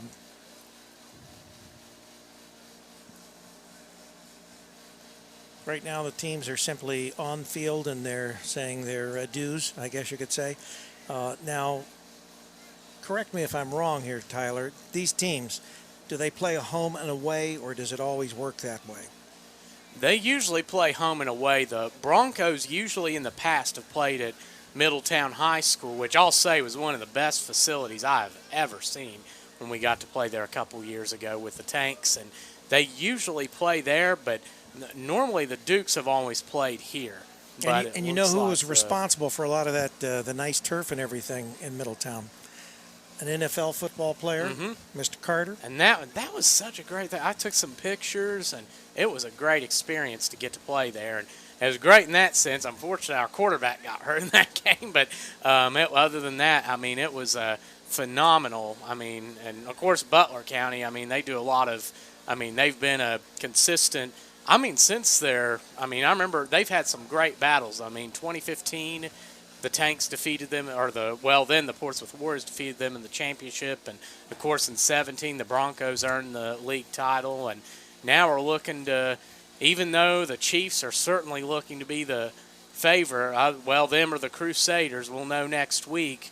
The Broncos, I think, certainly are looking to, I think they feel like an underdog, and they certainly are looking to prove something here as they come back to win a title that they never really lost. They went to the PAFL, so they're looking to prove what they're made of. And, of course, the Dukes they've improved each year under Slash, and I would expect that I think they will make a deep run at some point in the year, whether they correct some things after tonight or later on. I think they'll be in the thick of things at the end of the season. Well, we want to certainly thank our sponsors tonight. We've got Zoom, and we've got the No Fly Zone, and also the Ison Family Restaurants, which include McDonald's, your kind of place, I guess. But not knowing, if we're going to see anyone come up or not, we're probably going to go ahead and wrap this up. Our score tonight, 42-12, the Butler County Broncos over the Cincinnati Dukes. So for Tyler Rowland, for Sydney Alexis, this is Rick Phillips. Don't forget to tune into WLW tonight on Riding the Wave with Dave, the American Truckers Network at midnight. We'll be there talking football. We'll be there talking politics. You name it. You call in. Tell us what you think of tonight's game broadcast. And if you got any questions, we'd be happy to answer those. But for all the Campus Nation crew here from Northwest High School in Cincinnati, Ohio, good night, everybody.